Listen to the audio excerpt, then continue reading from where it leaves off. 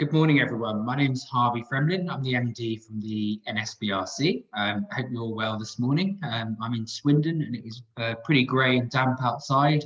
I've just had the neighbours with the builders merchants delivering a lot of stuff, so they're clearly doing some kind of home improvement project, which is very fitting.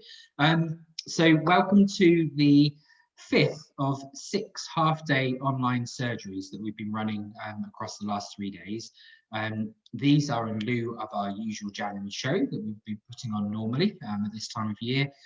We have missed seeing you all at the centre, but hopefully for those of you that have joined us for the previous 4 sessions, you found them helpful, and it's our way of helping you progress your projects or continue with your research. So welcome back to those of you who have joined previous sessions, and welcome to anyone who's logging in for the first time today. So this morning's session is all about planning and building control, which are critical elements of any home building project. So we've got an excellent lineup of talks. So George has asked what the agenda is for the morning, so I'll go through that now, George. So we'll be joined in a second by Mike Hardwick, who is a long-standing friend of the centre, has helped write and produce and present several of our self-build courses, has worked on our expert help desk for long days, is kind of semi-retired now, but still works closely with us quite often, and Mike built his own self-built home.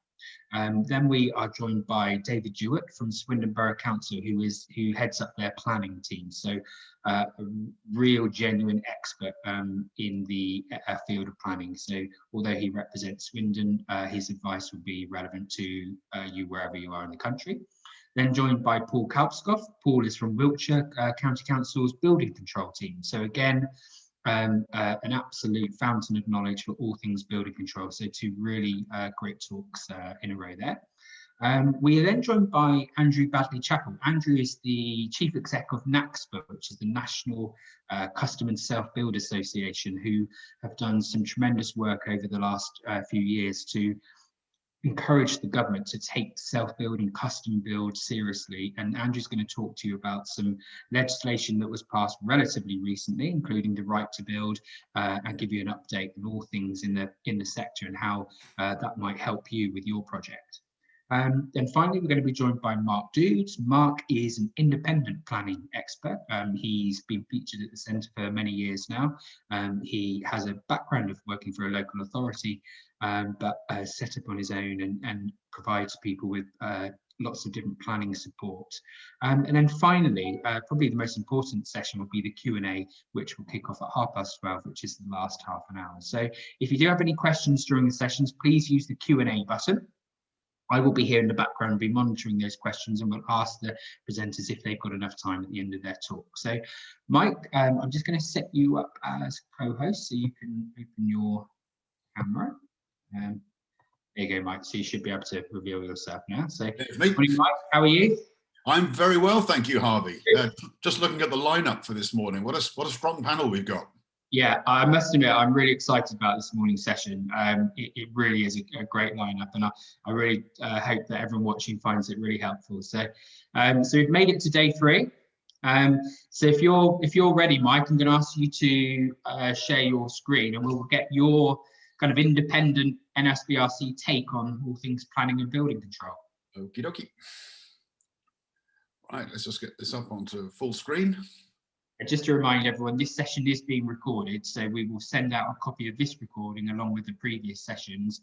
By the time they're edited and uploaded, probably mid to tail end of next week. So by this time next week, you'll have a copy of all of the recordings. So Mike, that looks great to me. So enjoy the next half an hour. Fantastic. Thank you, Harvey. And welcome, everyone. This has been strange times, as they say, but Harvey's innovation to have these online surgeries has proved very popular. I'm delighted to see so many of you joining us today.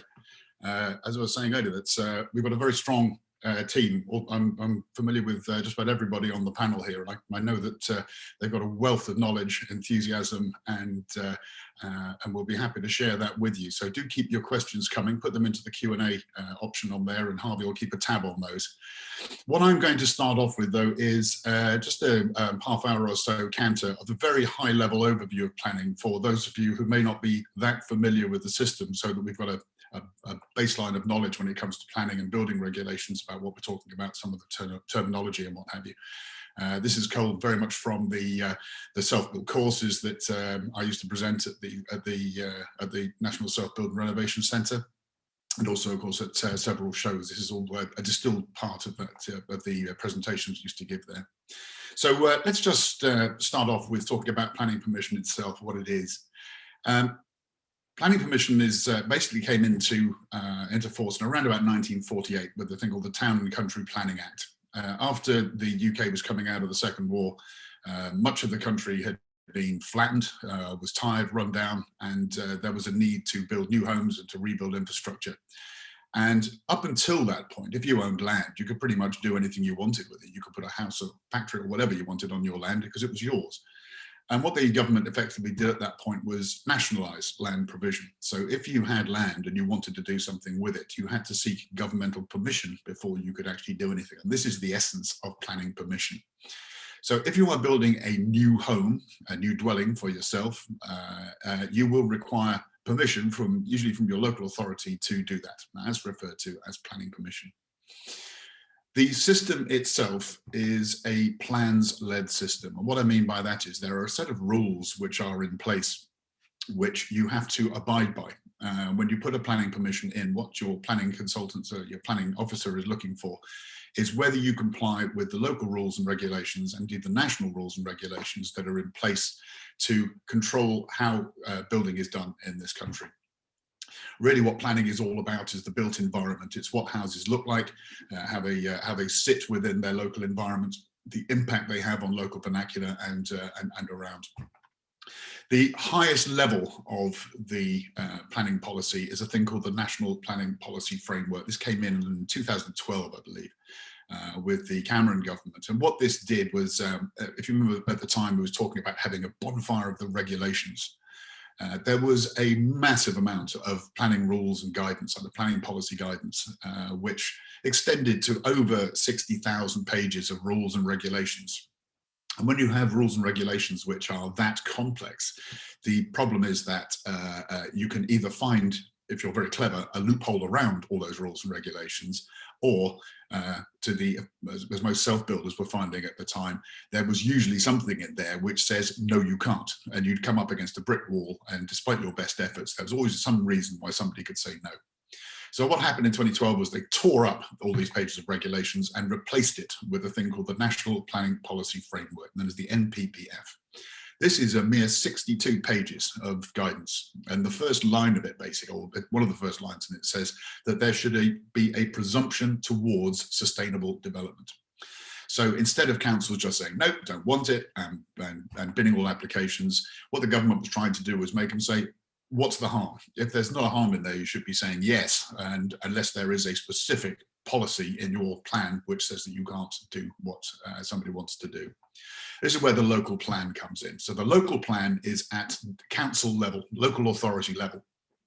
And this is a set of rules and regulations, a set of policies laid out, which dictates where you can build, what the council has agreed is the scale of housing that's required, the areas where they would like to see industrial use, residential dwellings, infrastructure development, all this sort of stuff. And it outlines things like what you can do in open countryside, if there's replacement dwellings and all this sort of stuff. So that's all within the local plan. That gets approved by a local authority and rubber stamped by the Ministry for Housing and Local Government. And once it's being rubber stamped, that's it, it's the policy. So what you're trying to do is come up with a planning application which meets the requirements of the local plan and the NPPF. And that's where your planning consultant and people who can help with this sort of situation. We've got Mark Dudes coming up later on. These are the sort of guys that can actually help you understand and interpret the rules and regulations to give you a better chance of actually getting through with your application. Neighbourhood plans are in there. Neighbourhood plans are really at parish council level, and these are where the local individuals have the opportunity to comment on how they would like to see planning in their local area. So it's always a good idea to get, if there is a neighbourhood plan being actively pursued in your area, then get involved with it. I did in our local village plan here in North Wiltshire. And I was amazed to find that I was the third person in the queue to actually raise the point of provision for self-build. There was quite an appetite for it around here. And as a result of that, we've actually got several plots freed up for self-build opportunities. The neighbourhood plan, once it's approved, is absorbed into the local plan and becomes part of that chain. So while in itself it's a lower order, it's a very useful and potent thing if you wish to get involved in it. So if you've got one, please get involved in that. The last bullet I've got on this slide is permitted development. Now, obviously, if every single piece of alteration, every extension, every shed, every greenhouse that we put up in our properties had to be approved by somebody up in the higher echelons of government, they would quickly be overwhelmed with the number of applications that are there. So as a result, small works, minor works within a certain scale and criteria can be approved on what's called permitted development, the General Permitted Development Order, which is part of this Town and Country Planning Act. So if you're putting, say, a porch on the front of your house, or maybe you want to put a conservatory on the end of your house, sometimes you don't need to have planning permission to do that. However, I always do suggest that even though you might not need planning permission for this, you need to remember that you may require building control approval for the work that you're doing. And secondly, it's always worth just writing to your local authority and saying, here's what you're planning on doing. Can you confirm that this is within my permitted development rights? And they reply back saying, yep, fine, no problem. You don't need to put formal planning in. That's really useful when you come to sell the house on, because you can always end up with a very expensive exchange of letters between solicitors about whether or not an extension was approved or authorized. Where's the planning approval for this work that you've done? If you've got this letter or the email from the local authority, it saves you an awful lot of hassle. When it comes to the application itself, there are two basic types of application you can put in, although there are 3 bullets that I've got here describing what happens. That's because to build anything like the house you see in the picture there to the standard that it's at, you will need a full, or sometimes called detailed, planning approval. What this is a comprehensive approval saying what the house looks like, where it's going to sit, what it's going to be built out of, and all the details that you require to actually go ahead with the planning. Things like access, highways, and all these sort of things are all taken into consideration. You can, however, submit an outline planning permission. And an outline planning permission is really just a change of use. It's the bit that turns a pony paddock or farmer's field into a residential building plot. At this stage, you may not know exactly what you want to put on that plot, so the final designs may not be approved. So you may be putting in sort of outline sketches about what you would actually expect to have on that particular plot. Excuse me. So you can put this in, and what this does is puts the value into the plot. This is where the noughts go onto the end of your farmer's field, and it becomes a valuable piece of real estate. Once you've got that approval, you've then got a 3-year period to actually submit what is known as the approval of reserved matters. And what this is the detail, basically, what the house is actually going to be, what it's going to look like, and all the rest of it, all the stuff. So together, outline planning permission and the approval of reserved matters equals full or detailed planning permission.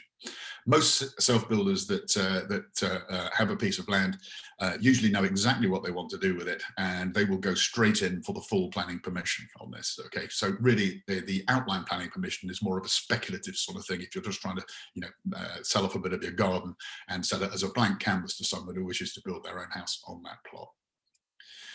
Pre-application meetings, I've mentioned on this slide as well. This is an attempt to try and minimize the hassle of planning approvals. If people submit just a full planning application for something which is unrealistic or clearly not going to happen, it just clogs up the system and wastes the time of the local authority and the planning officers in there, because they are busy people. So sometimes it is sensible just to sit down with the planners and say, look, I've got this plot of land, say it's a piece of my garden. What is the potential for me to develop this? Or is there a chance of me getting planning approval? And if I can get planning approval, what sort of property would it be acceptable to have on this plot?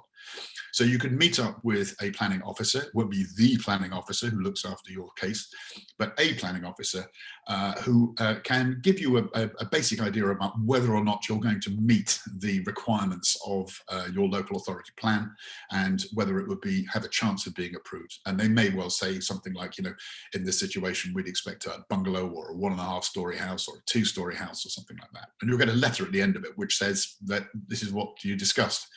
And the important line on the bottom says this does not in any way confer or imply you've got planning permission or you will get planning permission. It's just an indication of what can happen. So you still got to fight your case when you go through and actually put your planning application in. And of course, if you want to do something different to what's been agreed at the planning pre-application meeting, you'll have a hell of a job, because all they do is put that application back in your face and say, at the pre-application meeting, we agreed that.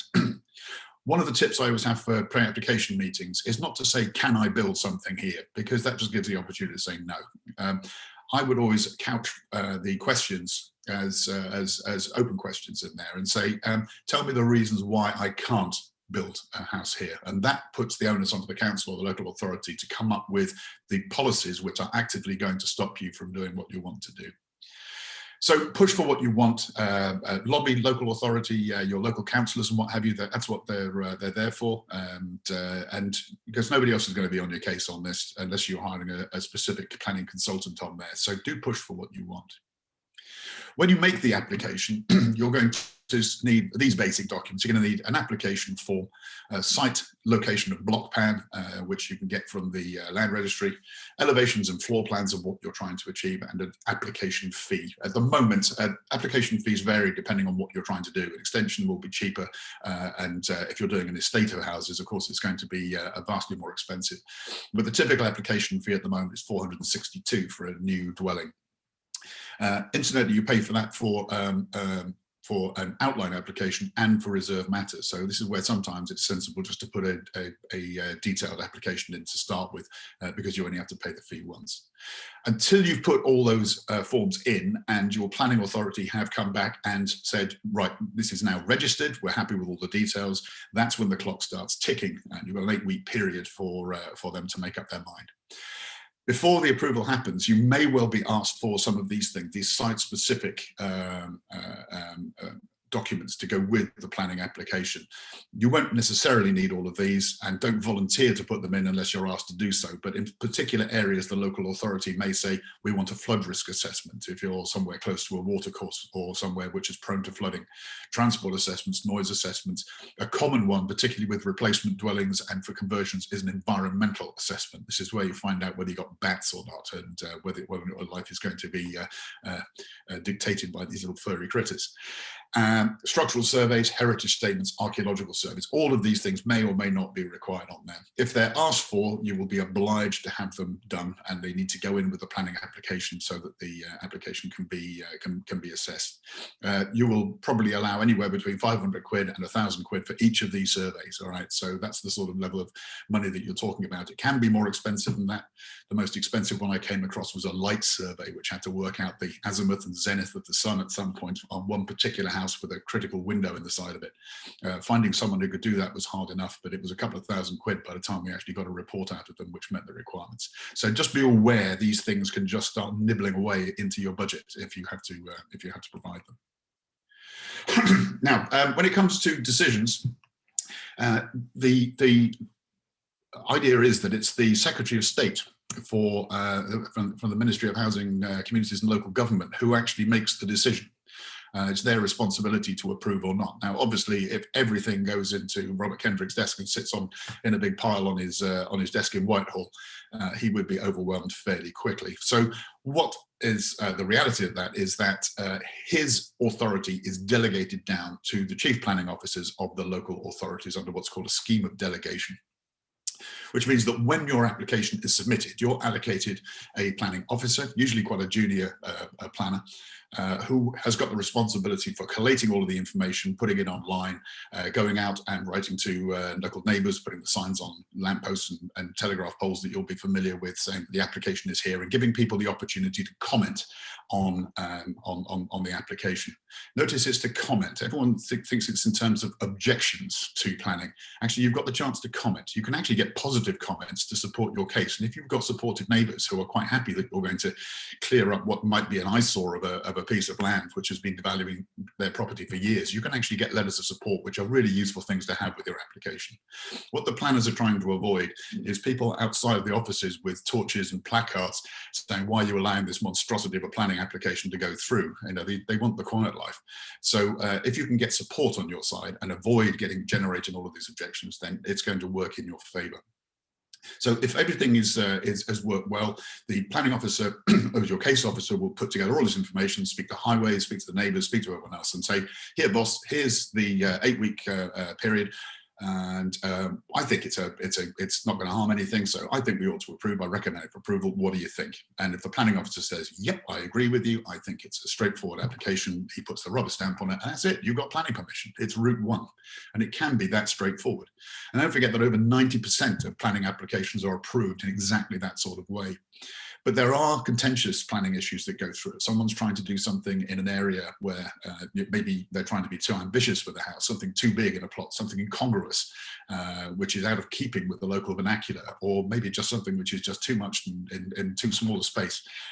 Then this can start raising all sorts of objections. If we get a huge swell of public opinion against it, may well be that the planning committee will call in the application, or the planning officer, the chief planning officer will say, "I'm not going to make a decision on this because it's going to be contentious. I'm going to move this onto the planning committee."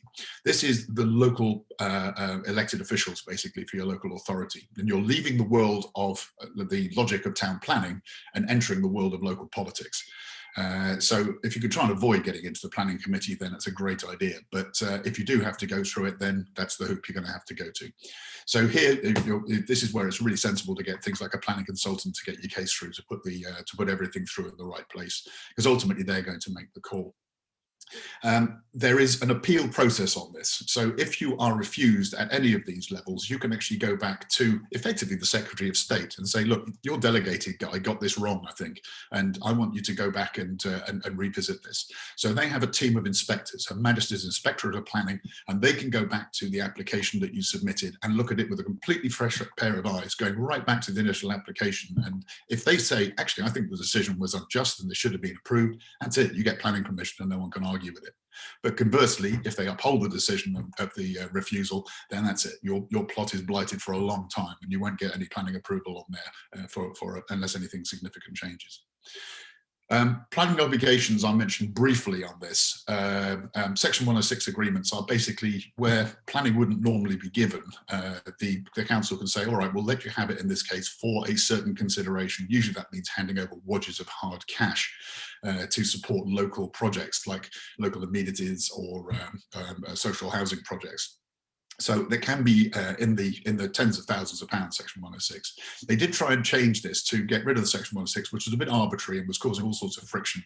And indeed, if you've got 10 houses or fewer in a development, then actually Section 106 should not apply. It's really aimed at the big developers. And there's also this thing called the CIL, the Community Infrastructure Levy. You need to be aware of this one, because self-builders, individual builders, building their own principal private residence for themselves, have a legal exemption from paying CIL, okay?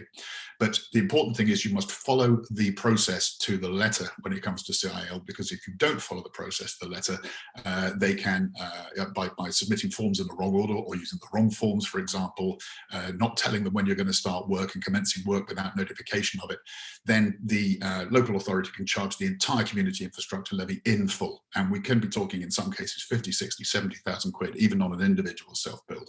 So you must follow that process all the way through. Look it up, take advice if you've got any concerns about it, because people have been caught out. It's getting better, but only just. So the last thing I'd say is know your compromise position when it comes to planning, all right? Sometimes it's an idea just to go something a little bit too big, so that if the planners say, "No, we don't like it on terms of scale and massing," you can say, "Right, well, I'll chop off the west wing. Is that any better?" I said, "Yeah, that's more like it. You never wanted the west wing anyway." But you end up with a house which you're happy to live with and which the planners are happy to give approval. Quick 5 minutes on building regulations then. Building regs are not the same as planning permission. They are often confused as being the same thing. They often happen in the same building, and obviously sometimes in the office next door to each other in local authorities. But planning permission is subjective. In other words, someone's going to like what you want to do before they will approve it. Okay, so you've got to convince them of what you want to do. Building regulations, on the other hand, are objective. So in other words, there are a set of rules and regulations which are out there and set in stone, and if you comply with those building regulations, no one can say you can't do it, all right? So what you've got to do is make sure that you comply with it. So saying, they are not set in stone to the point that your local officer can't make a decision if they think that there is an exemption or a reasonable case to bend the rules in some cases. So they can actually give you exemptions in certain points, but you've got to argue a case if you wish to have that. So the idea of building regulations is that every property that we build in the UK is safe, it's accessible, and it's efficient. So basically, it's not going to fall down or burst into flames. If you are in a wheelchair or disabled access, or you are of limited mobility, you can be able to get into a front door, move around with ease inside, and have access to a toilet and a bathroom. And probably the biggest impact on self-builders is on the efficiency, the part L, as it is, of the building regulations. This is about energy efficiency and performance and efficiency of fuel. They are put together in a set of approved documents, Part A to Part R. And if you had all of these things printed out, you would have a stack of documents which went about 15 feet high. Nobody knows the approved documents of the building regulations inside and out. However, each one of them is available on the planning portal website, okay, planningportal.gov.uk, so you can actually download them for free. And there's an executive summary bit at the front, which will give you the broad aspects. The people that do need to know about the building regulations are your builder and your architect. These are the people that need to understand the critical issues that are involved. You're not expected as a self-builder to understand all of these things, but you do need to be aware that certain aspects of the building regulations will affect your building, particularly if you're going into 3 stories or putting a basement in. Things like fire regulations, fire doors, fire corridors. These are all obligatory things that you'll be forced to comply with. You've got options when it comes to building control. You can put in a full plan submission. This is what I recommend for anyone putting in a new dwelling. Full plan submission is where you submit your plans to your local authority or to your approved inspector. I'll explain more about that in a minute. And they basically look at it as a tabletop exercise, ask questions about, if they've got any that are raised up, which go to your architect or designer. Once they've answered those, they say, great, fantastic, you hand over a fee, and they tell you when they want to come out and inspect as the build goes up. They will give you inspection stages. Not every project requires a full plan submission. Minor extensions, porches and conservatories don't need full drawings.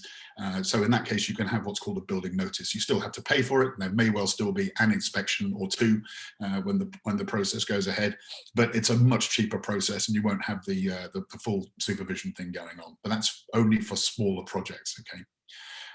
Now, you've got a choice here. You can use your local authority, which is your go-to for building regulations and has been, but it's been deregulated. So there are companies out there at the moment, a number of companies, who are licensed to actually undertake the rules and regulations of building regulations and approve and issue completion certificates in the same process.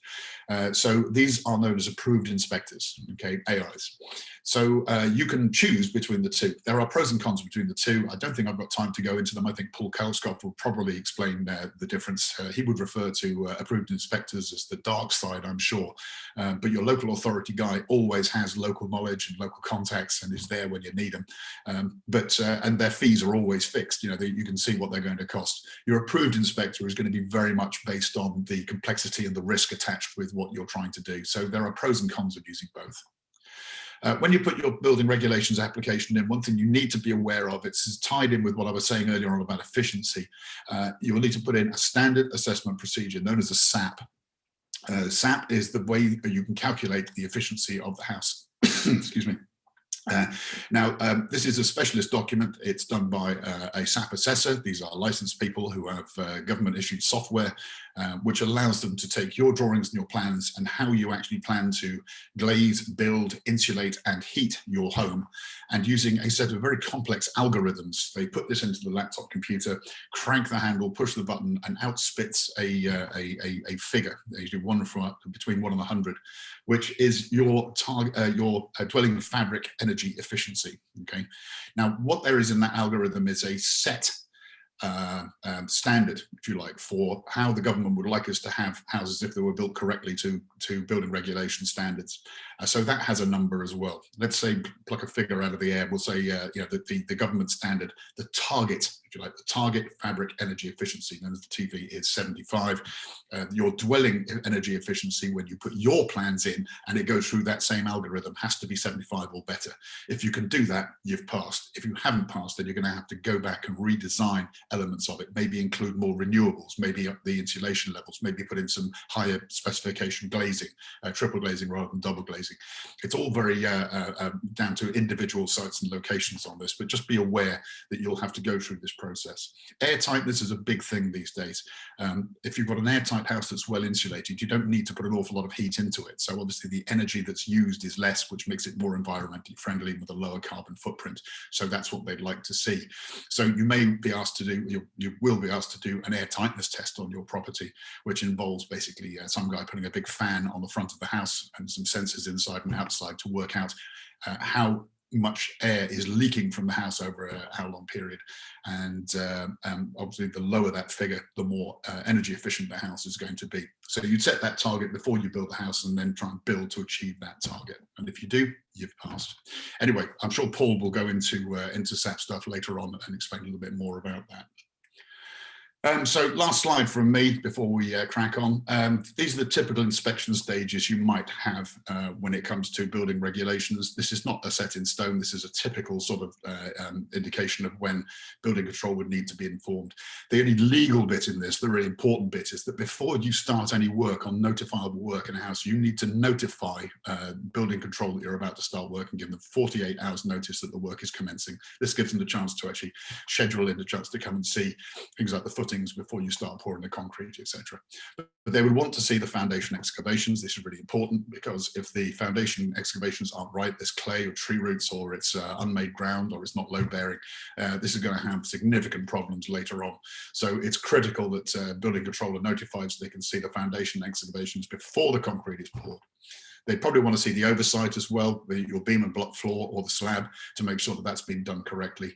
They will certainly want to check foul drainage when it's in the trenches and laying in its pea gravel, and that it's all been laid right, the falls are correct, and it's not going to work against the house. And things like structural members, joists, roof steels, lintels, that sort of stuff. All of these sort of things, the bits that hold the house up, they're going to want to make sure that that's all done. And the ultimate aim is to get a completion certificate at the end of this. This is the prized bit of paper at the end, which says that you're no longer living on a building site, you live in a completed dwelling. And the bad news of that, of course, is that's when the council tax starts. But that's the bit that you're aiming for. Once you've got that completion certificate, you can start submitting your VAT reclaims and all the rest, and you've got your finished property. Okay, that's all I'm going to say on planning and building control. I think that's just up to my time as well. So thank you very much for listening. I'll call Harvey back in and see if there is anything that we've got in the way of questions for the next speaker. Hi, Mike. Thank you very much. So, let me turn my video on. Yeah, thank you for that, Mike. I think what we'll do, we've got lots of questions, but I know that many of them will be answered in the talks coming up. So yeah. I think to keep on track, we will just start the next presentation, Mike, if that's okay. Okay. I'm aware everyone's sacrificing their Saturday morning. I'd like to try and stay on time, but yeah, there's loads of questions that I'm confident will be covered in the next 3 or 4 talks. But then we will discuss the other remaining questions in the Q&A. So, Mike, thank you very much for that. Thank you. David, if I could, apologies, David, I'm just going to make you co-host. This is the one thing I always forget to do. So, David, you should be able to open up your camera now. Brilliant. Morning, David. Welcome. Morning, Harvey. Morning, everyone. And David, if you're happy to share your screen, and I will just hold fire here until you're happy.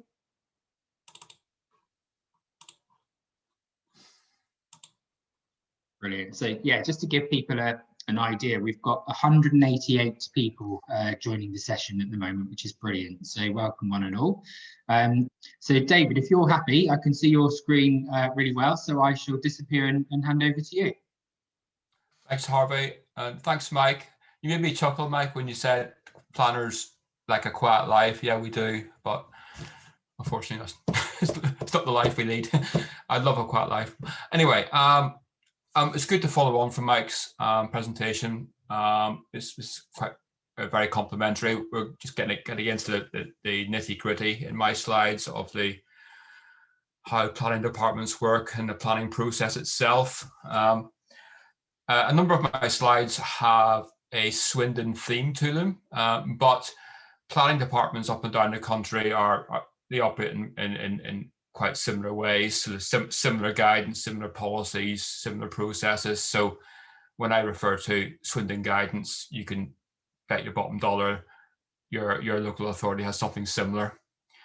What else? Listed buildings. I'm not covering listed buildings in my presentation, but just to say that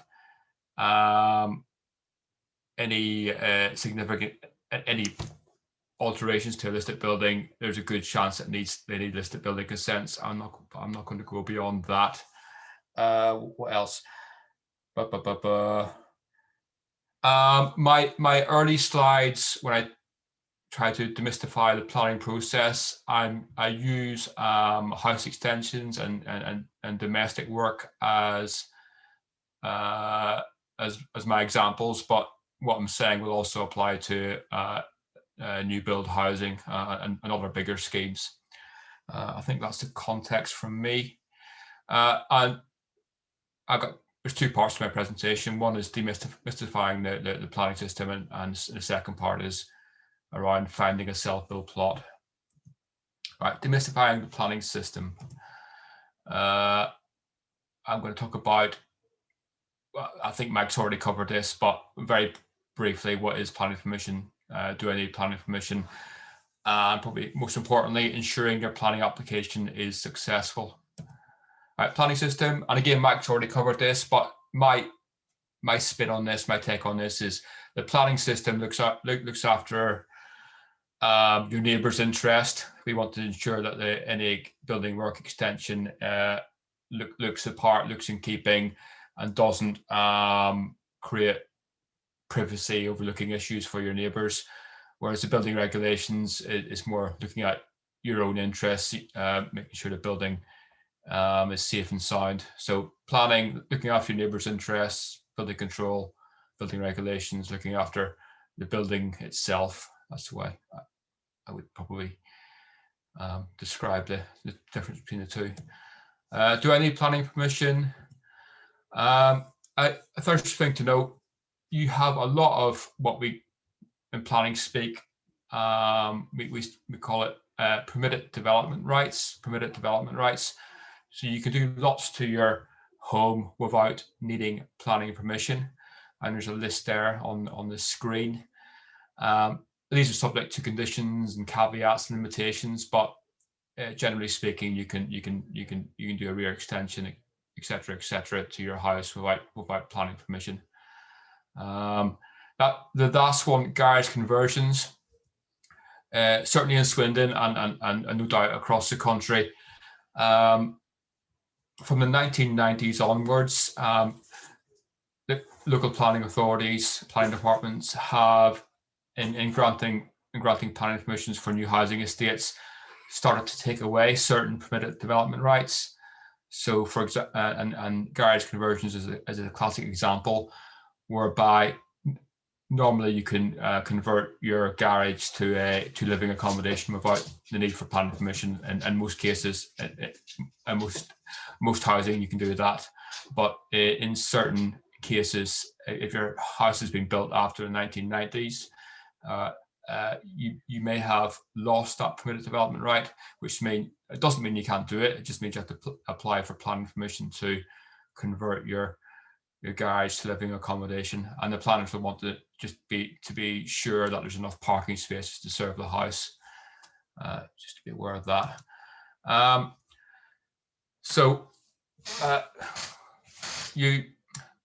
Planning permission. You don't need planning permission for lots of things I've just said. And how do you find out more? I mentioned there's limitations and conditions. We would commend, and local planning authorities up and down the country would commend to the residents that they look on the planning portal website, and that contains case studies for all the common domestic building projects, and explains exactly when you wouldn't require planning permission for your building works. So we commend that website. On the matter of so from the 1990s onwards, planning departments have started to take away certain permitted development rights through the planning permission we grant on new housing schemes to find out which, if any, permitted development rights have been taken away. You can look at the planning history of your home, and most local authorities across the country will have a public access page where you can interrogate the planning history of your property, and you'd be looking for any conditions that take away your right, for example, to convert your garage to living accommodation without needing planning permission. So if you Google planning public access and your local authority's name, you should come up with the right web page to interrogate the planning history of your property.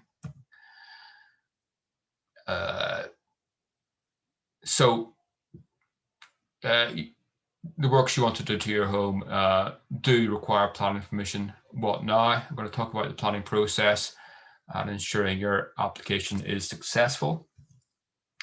Application comes in, it gets what planners call validated. Just it basically means it gets registered on the system. And planning applications are a public record, so they need to show certain information in a certain way. So planning authorities are a bit fussy over how you present your planning application. So we will validate them before we start to process them. The fee for any domestic application, house extension or whatnot, is £206. The fee, Mike's mentioned the fee for a new build house, which is £462. Listed buildings consent, there's no fee for listed building consent. So if you live at your listed building and you want listed building consent, there's no fee for that. So once the application is validated, it gets consulted on. And in Swindon, we would consult the directly impacted neighbours. Some authorities may have different approaches, so they might consult, for example, every property that abuts your property. So maybe different rules. But what we would always recommend is, so for example, if you're doing a side extension and that side extension is close to the boundary with your neighbour on that side, we would always recommend you chat to your neighbour before you submit the application, just to keep them sweet. It can put their nose out of joint if the first date they hear of your application is when they get a neighbour notification card through from the council. So I think it's just a good neighbourly thing to do is speak to your neighbour to say we're putting this application in, and just throughout the building works as well. The noise, the disturbance, the dust, it impacts on them as well as yourselves. So we always recommend that you keep the dialogue going, bring them a bottle of wine or a box of chocolates. Just keep them on board during the building works, because it can be a bit of a nuisance for your neighbours as well as yourselves, the building work stage. Right, so application gets consulted on. There's a 3-week consultation window in which they can make representations. The application gets assessed. It gets assessed against the council guidance. More on that in a minute. And then it gets determined. You need to allow up to 8 weeks for your application to be determined. It's a bit of a convoluted process. And Mike mentioned this figure, 90% plus. Most applications get granted. People are a bit scared of the planning process, but most applications get granted. I mentioned the guidance.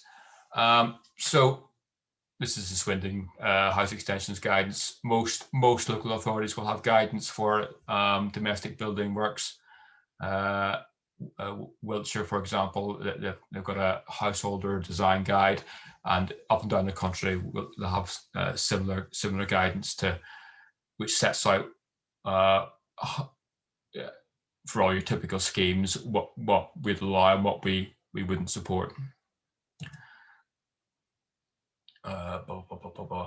Right. And what the guidance does, it's, as I said at the start of my presentation, it's about looking after your neighbours and protecting neighbour amenity. So, for example, preventing unacceptable loss of light into the main windows of their homes, preventing unacceptable overlooking, so protecting privacy, protecting the street scene for side and front extensions, just making sure it looks in keeping and in character, and preventing neighbour disputes. So in Swindon, on the last one, our guidance requires you to provide so if you're building towards the boundary with a neighbour, we would want you to provide a setback so that all the footings and any overhangs, guttering is entirely within your property. We introduced that rule a few years ago because we were becoming a bit of a middleman on neighbour disputes, and that shouldn't have been the case. So we'd expect your entire building works, including guttering and all the footings, to be entirely within your property. I'm not sure what other local authorities do, but I think that's good practice anyway, because you get into all sorts of party wall disputes if you don't do that. That's an image from our guidance. We've also got guidance on new build housing, and other authorities will have similar guidance on new build housing. Right, so you have looked at the planning portal, and you think that what you want to do doesn't require planning permission. That's fine. Yeah, you can crack on. You don't have to do anything else from a planning perspective. But there is the option of considering a certificate of lawfulness or a lawful development certificate. And why would you want to do that if you don't need to? Maybe peace of mind. Also, if you're adding, you're doing something substantial under permitted development rights, like for example, adding new rooms. Once you come to sell your property, conveyancing solicitors they can be quite risk averse. So you could tell them this doesn't need planning permission, but they might want to see proof. That certificate of lawfulness provides that proof that the building works did not need planning permission. So as a rule of thumb, we would recommend that you would apply for a certificate of lawfulness if you're doing something substantial, or for example, adding additional rooms to your property, even though you don't need to, but we'd recommend you do it just for your own ease when you come to sell your home. There's fees for that. £117 if you submit for a certificate of lawfulness before you start development.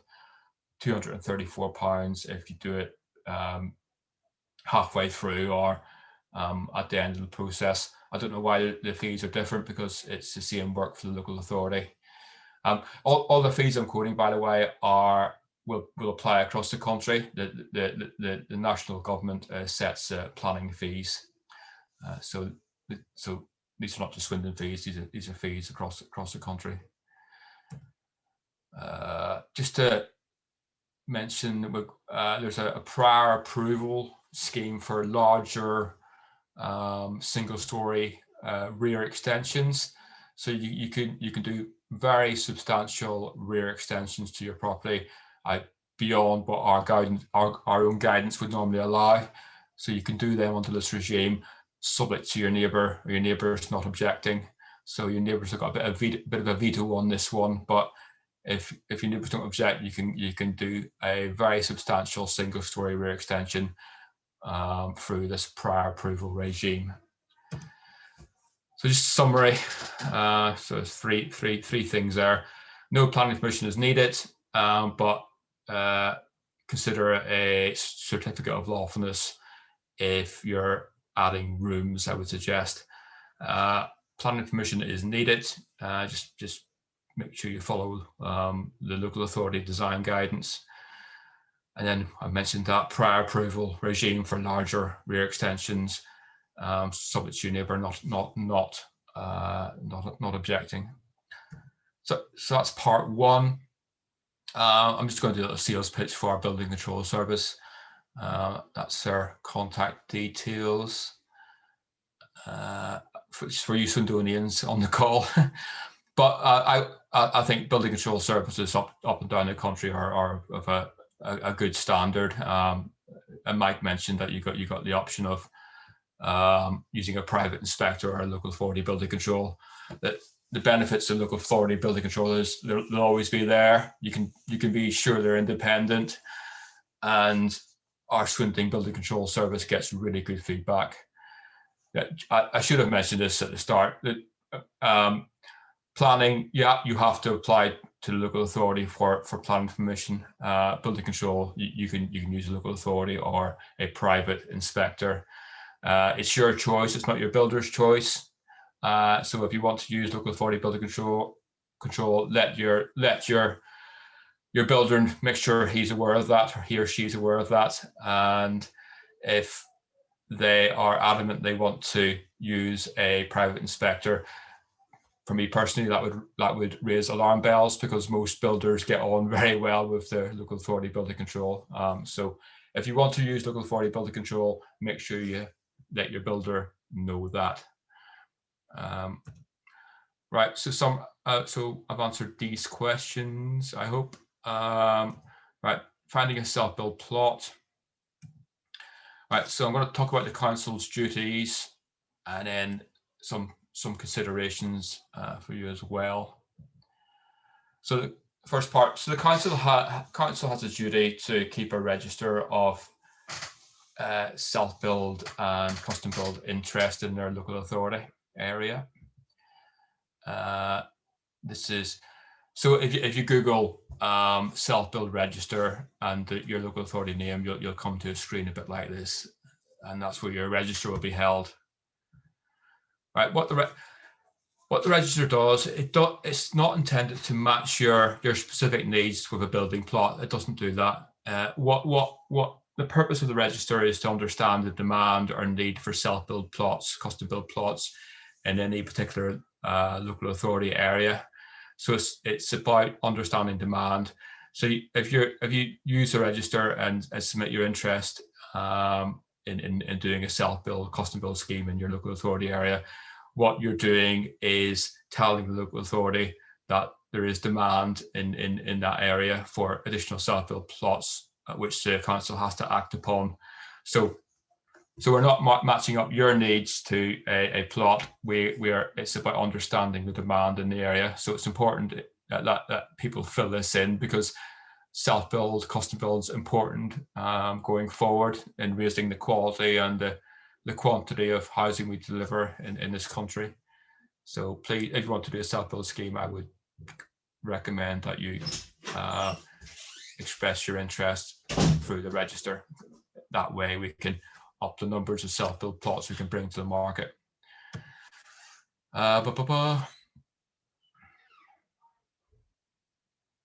Yeah, so local authorities are becoming increasingly proactive in identifying land, or bringing forward land for self-build and custom build.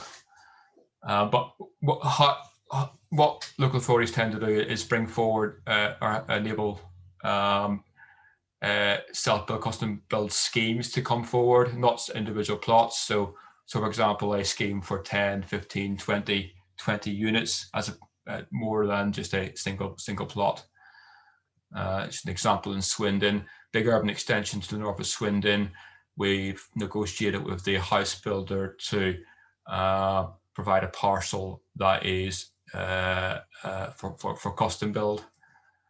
So it's 14 units on that scheme. Graphic. So this is custom build, custom build is almost self-build on rails. So there's a design code linked to this particular scheme, and this is quite common across the country. So the scheme divvies out a series of plots.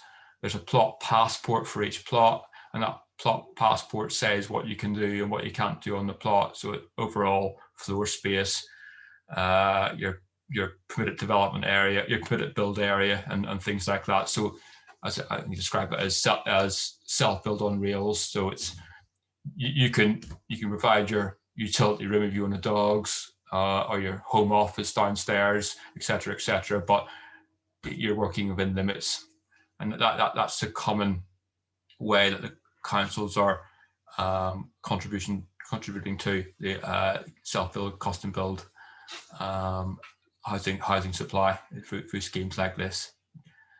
What if you want to find your own single plot?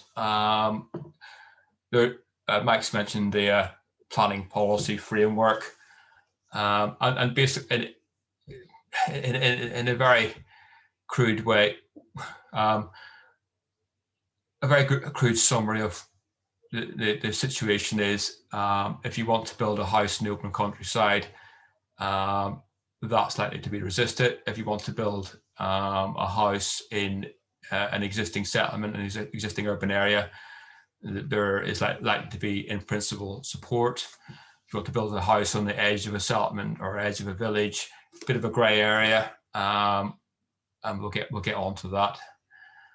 So as a rule of thumb, building a house in the open countryside, very challenging to get consent.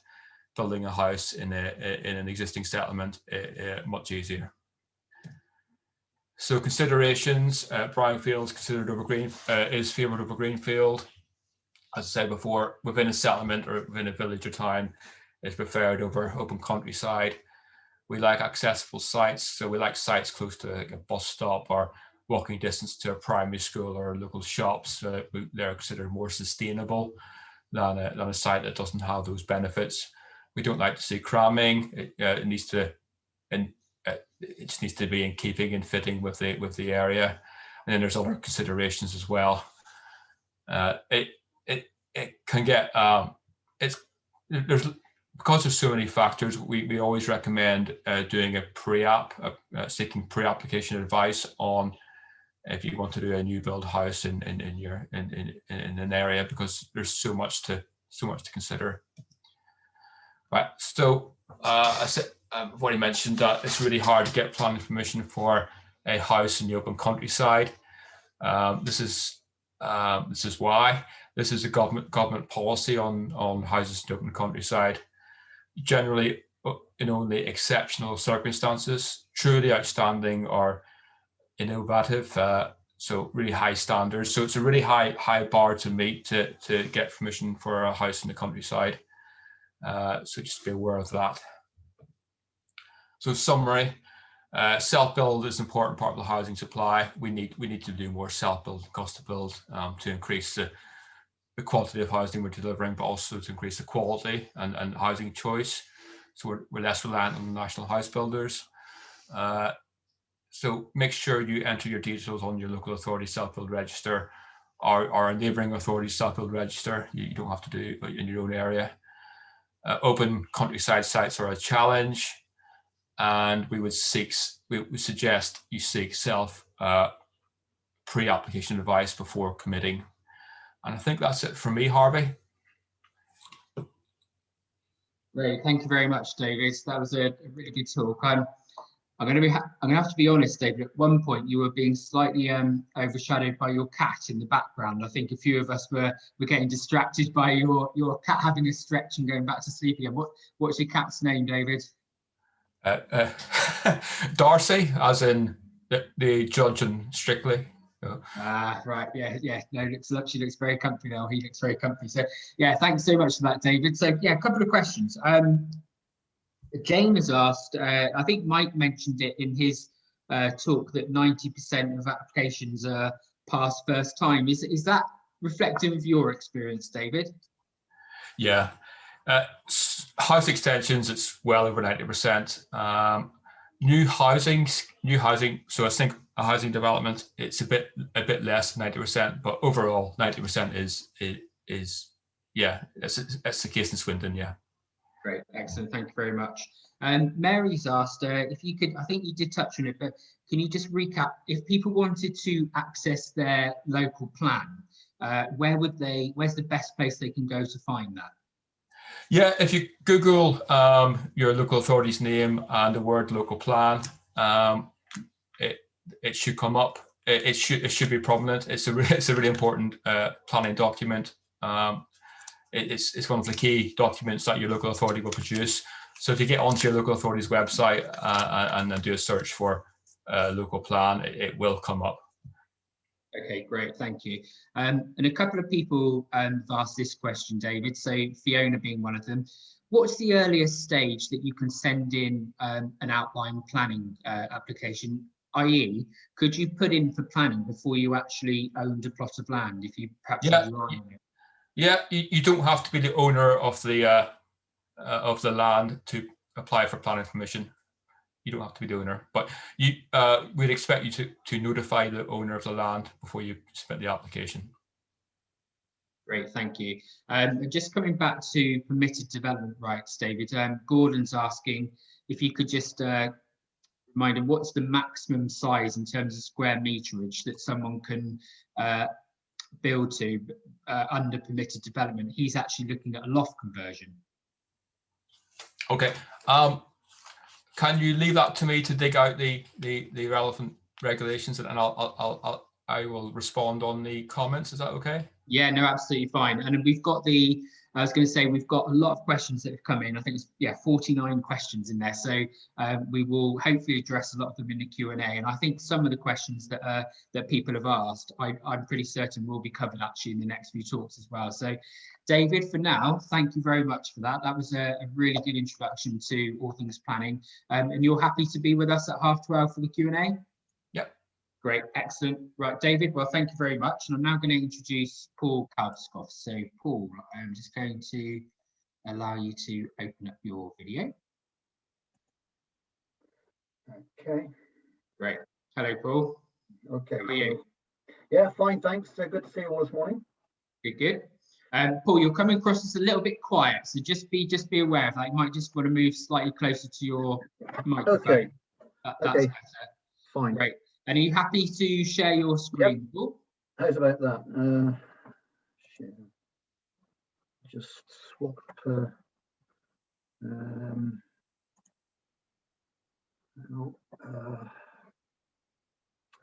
I know. Just how's that? That looks great. Yeah, we've got that we can see the version Hang on. we're seeing. Just, We can just see change your display swap. How about that? perfect, brilliant, excellent, well done, Paul. So Paul, I'll leave you to introduce yourself and what you do. And yeah, if you can leave a couple of minutes for some questions at the end, that'd be great. But yeah, we'll enjoy your talk on building control. Thanks, okay. Paul. Thanks.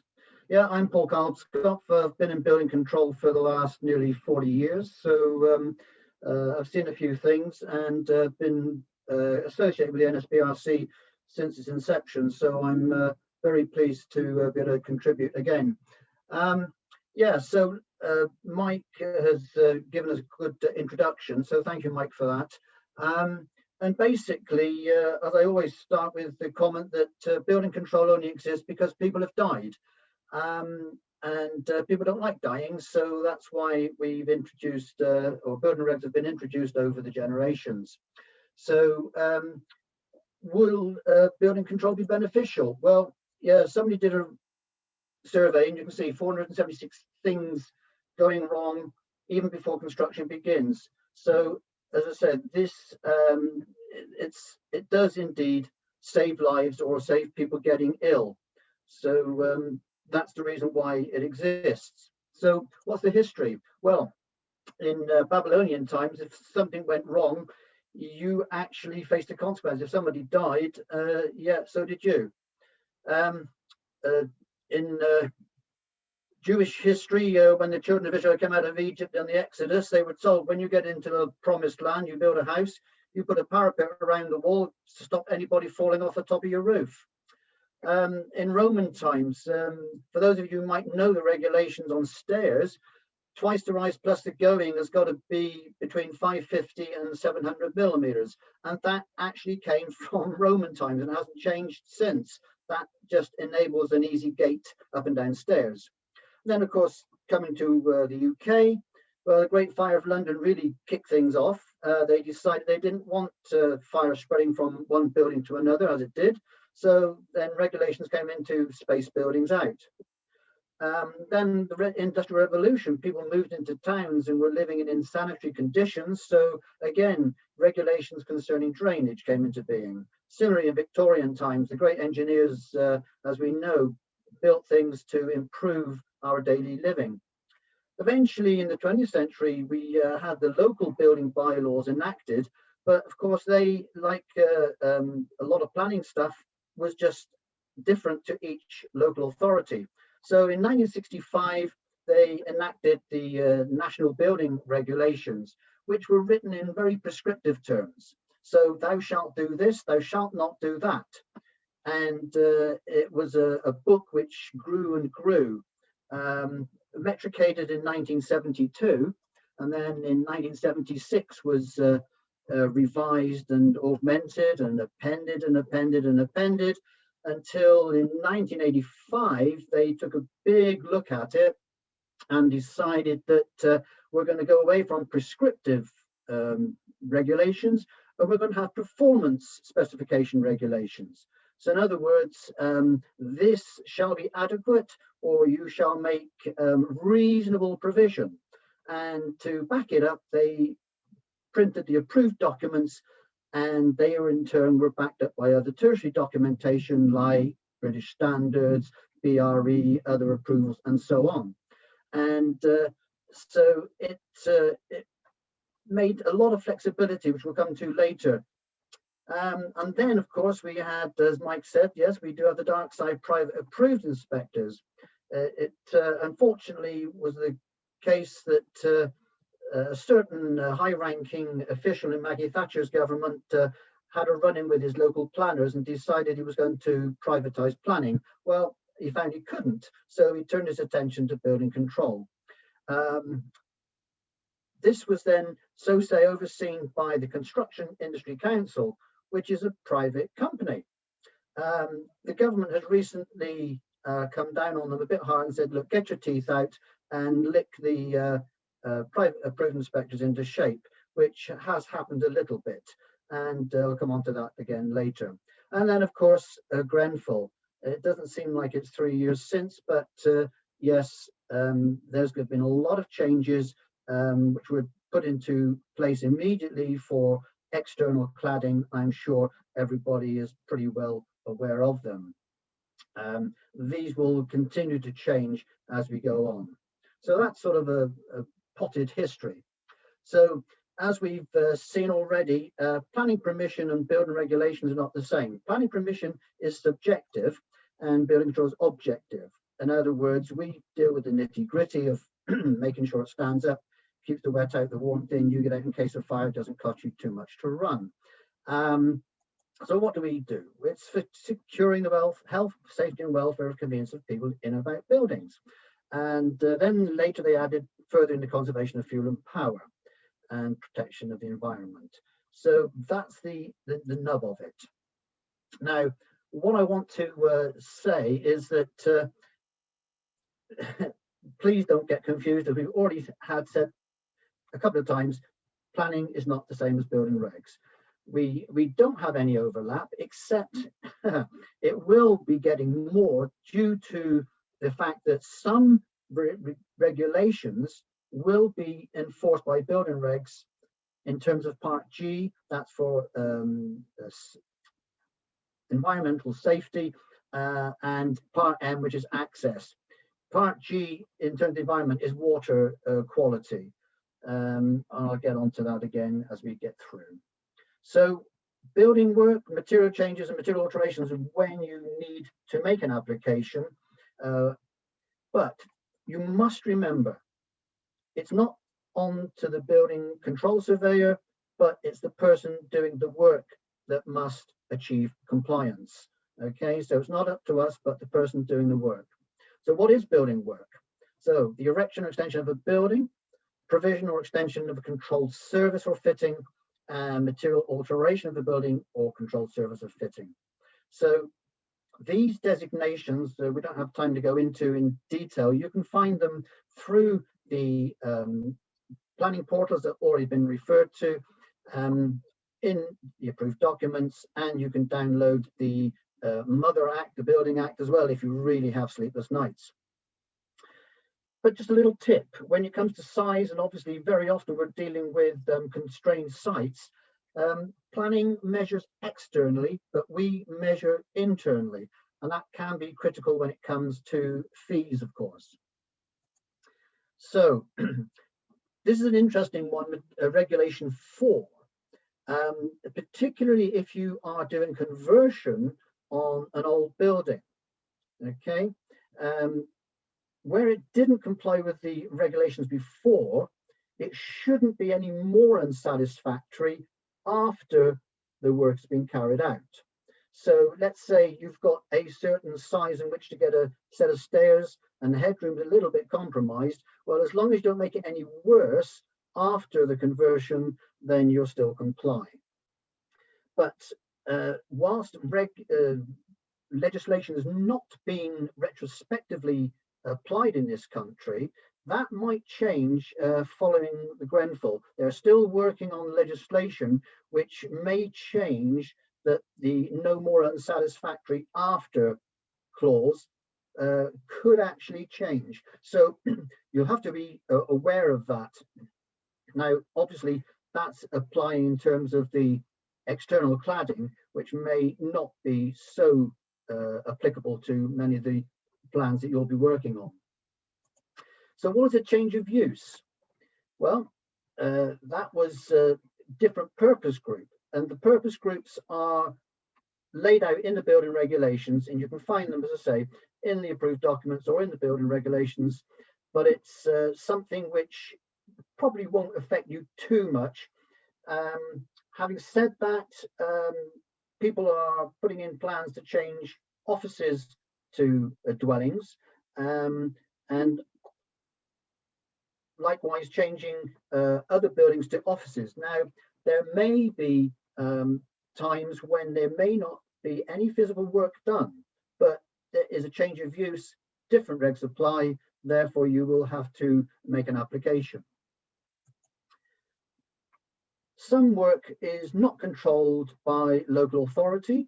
This, under the competent persons schemes, as that list shows there, these people will self-certify. In other words, they will send a notice to the local authority that they are doing this work, and we will not get involved as a local authority. So it was to avoid us getting overwhelmed with minor application for this kind of work. At the end of the day, when the job is finished, the competent person must log that job with their competent person scheme. They then will dump a file down to our central office every 30 days of all the jobs carried out in our area. That then gets logged onto our system so people can check to see whether, let's say, a new boiler or new windows have been installed at that particular property. There are also several exemptions, and we don't have time to go through all of them there, but what is interesting, buildings controlled under other legislation on building sites, temporary buildings, small detached buildings is the one that you might get involved with if you want to do something in your garden or an area. Again, does it contain sleeping accommodation or not, and so on. The interesting point here very often is the distance to the boundary, because so many people like these timber-clad buildings, and that does provide problems because of spread of fire. So do check that one out with your local authority. They'll give you some helpful advice on that one.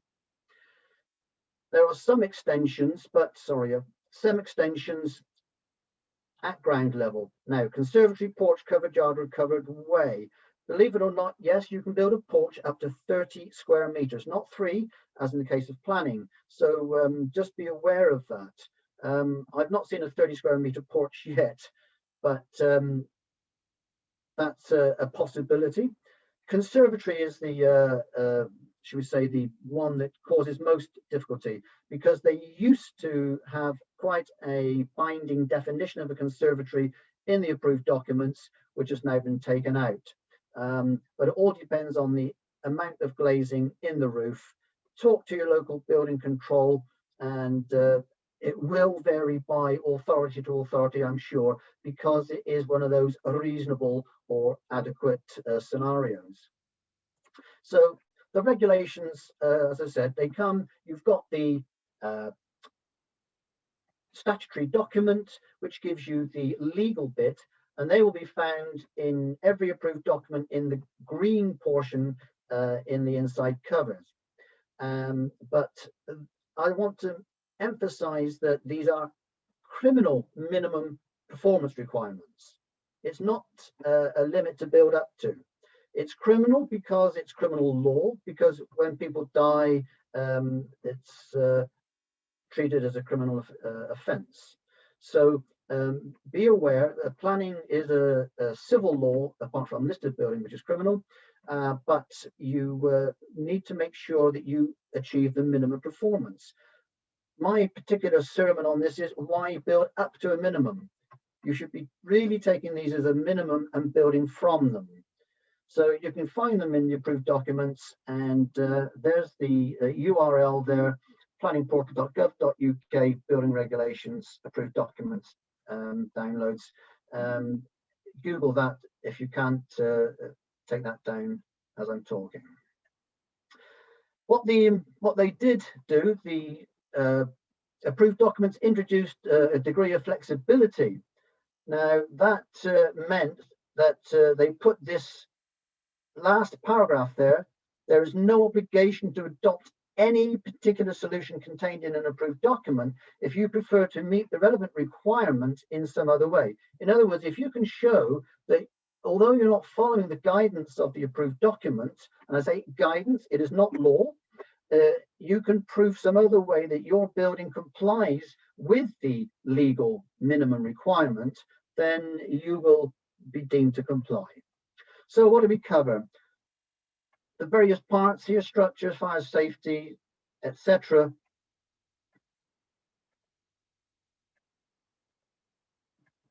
You'll find these in the, as I say, download them if you've got a particular concern, because you can read exactly what we read and what we follow. So England and Wales, part M, that has changed.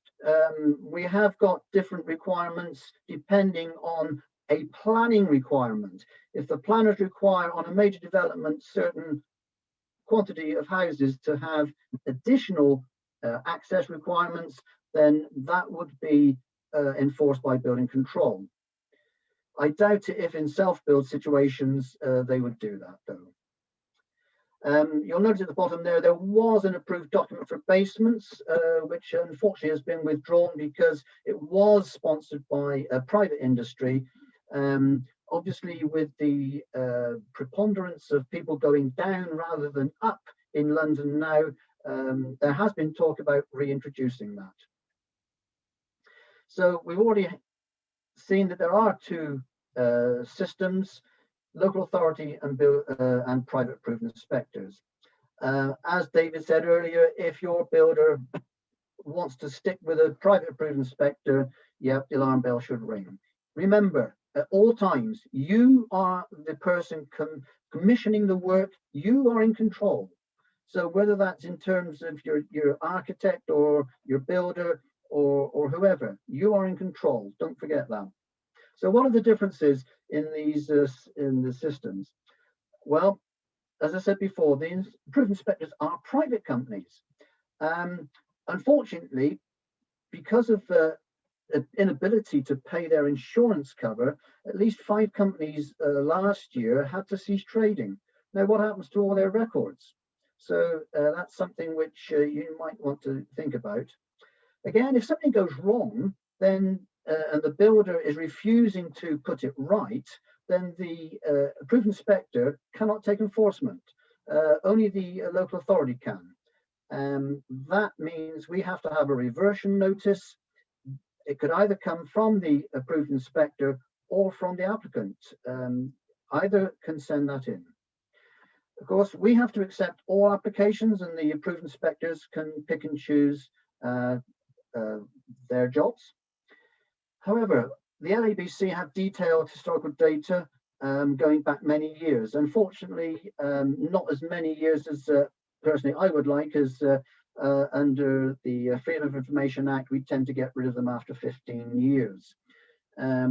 We are local, so we are on the spot. We can come out, give a day's notice and we're there, sometimes even earlier. So I've known people from the AIs drive almost hundreds of miles to do one inspection.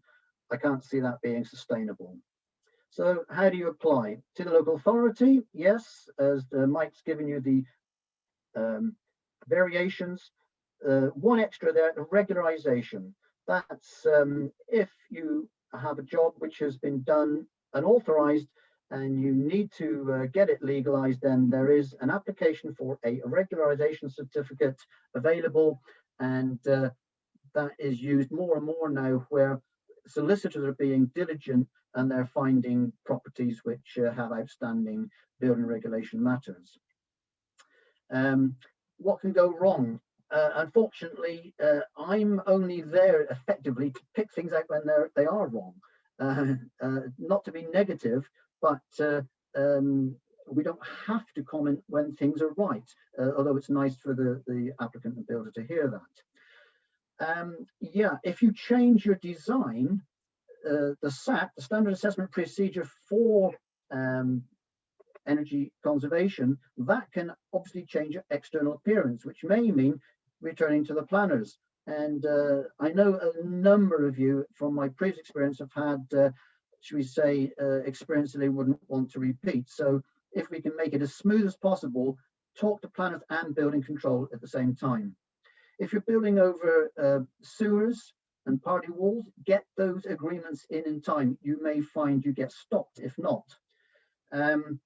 Yeah, building doesn't fit on the plot. I've had that a few times where people have assumed measurements and found that they've had to redesign. Why on undeveloped plots? Why is it sat there for so long?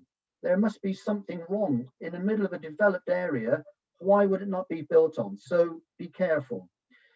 Coordination between the architect and maybe an engineer, or the architect and client. It's amazing how many times people say, I didn't want that. So, be firm and make sure everybody talks to each other. And always the bête noire, isn't it? The services providers, getting your power or your water or your sewers connected, never seem to coordinate. So do it early. Finally, there, divorce. Why do I put that there? Well, I have had a number of couples sadly part company because of the stress of building work. It's something which will be stressful. So if you're in this as a couple, as we were told when we got married, if you're going to have an argument, hold hands. You've got to dedicate yourself to getting your job done, but dedicate yourself to each other to get it done. So my mantra is no problems, only solutions. You can always do whatever in building. Yes, it may depend how much money you've got to spend, but it can be done. Well, those undeveloped plots, why not? Well, check the names locally. Okay, Port Marsh, Quarry Dean, Gas Lane, King's Wall in Malmesbury. One side is okay, the other side's covered in rubbish, the ancient wall. So you need to go local, find an old boy, take him down the pub if you can, buy him a pint and pump him for information. That's how you'll find out what's happened with these particular plots. Shrinkable clay in our area, great problem, and trees. Do your soils analysis if there's any big trees around. Find out what the species are and how far and how deep you've got to go. Because this is what can happen. You think, why? Well, there's a whacking great tree next to this garage. Yeah, it was an exempt garage. Whilst I looked at the house, I couldn't control the garage, and it was built later, and that was the result.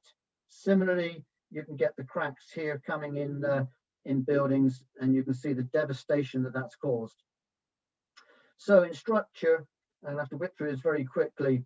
If you're ever in concrete, keep it reinforced concrete, keep the steel clean.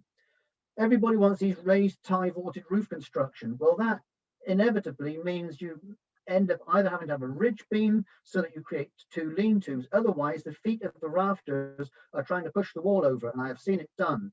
So your timbers become much bigger. People forget about bracing and restraining your trussed rafters, although it's been done for many generations now. Still, mistakes are made. Short returns on the outside of walls. People want these big bifold doors looking into their garden, but they forget you need buttressing to stop the wind blowing or sucking the walls out. And yes, I have seen it done. And for the wall ties, as the cavities get bigger, we can have problems. This was Oxgang School in Edinburgh, and if you look carefully, you can see where wall ties were missing. There was none at the top on the steel, because the special restraints didn't get delivered in time, so they still built the wall and never put them in. As a result, 17 schools had to be shut because they showed similar problems. Here, pouring a basement wall too quickly, despite the inner skin being of blocks laid flat, it still didn't stop that concrete. Moving concrete, that's 2.5 tons per cubic meter. And when that's moving, that's an awful lot of force, so you're going to get things falling over. This was just a catalogue of disasters, and unfortunately, I don't have time to go through all the lists, but double rafter wasn't a double rafter to the side. Steel beams and no pad stones, cavities not closed and returned. It's well, on and on. Lateral restraint straps without noggings and blocking pieces. It's only strong in tension. You've got to have that there. If you're putting concrete lintels in, prop them while the mortar is still green. Don't notch and over notch and drill your joists and trussed rafters. Movement joints, yeah, everything bound with cement will shrink. I could give you a whole seminar just on that. So, that's something to look at very carefully with your engineer. Valleys, you'll see the lacings up here in the either side. That's to support the ends of the otherwise unsupported tiling battens. If you don't support the battens, when you muck in the valley, you will deflect as you descend, and the mortar will drop out after 6 months. Again, expansion. Clay bricks expand. How this wall is standing up, I don't know. What's worrying, that shadow there is a bus stop. So you can see the movement that can occur over, what's this be the last 40, 50 years that wall's been there. Wrong width hangers. If you don't fill out or use the right width hanger, the joist will move and squeak and drive you nuts. This is a lintel where somebody decided to get a kitchen extract through, so they just drilled out the part of the lintel which was in the way, which was on the bearing, maximum stress at that point. Why it deflected, I don't know.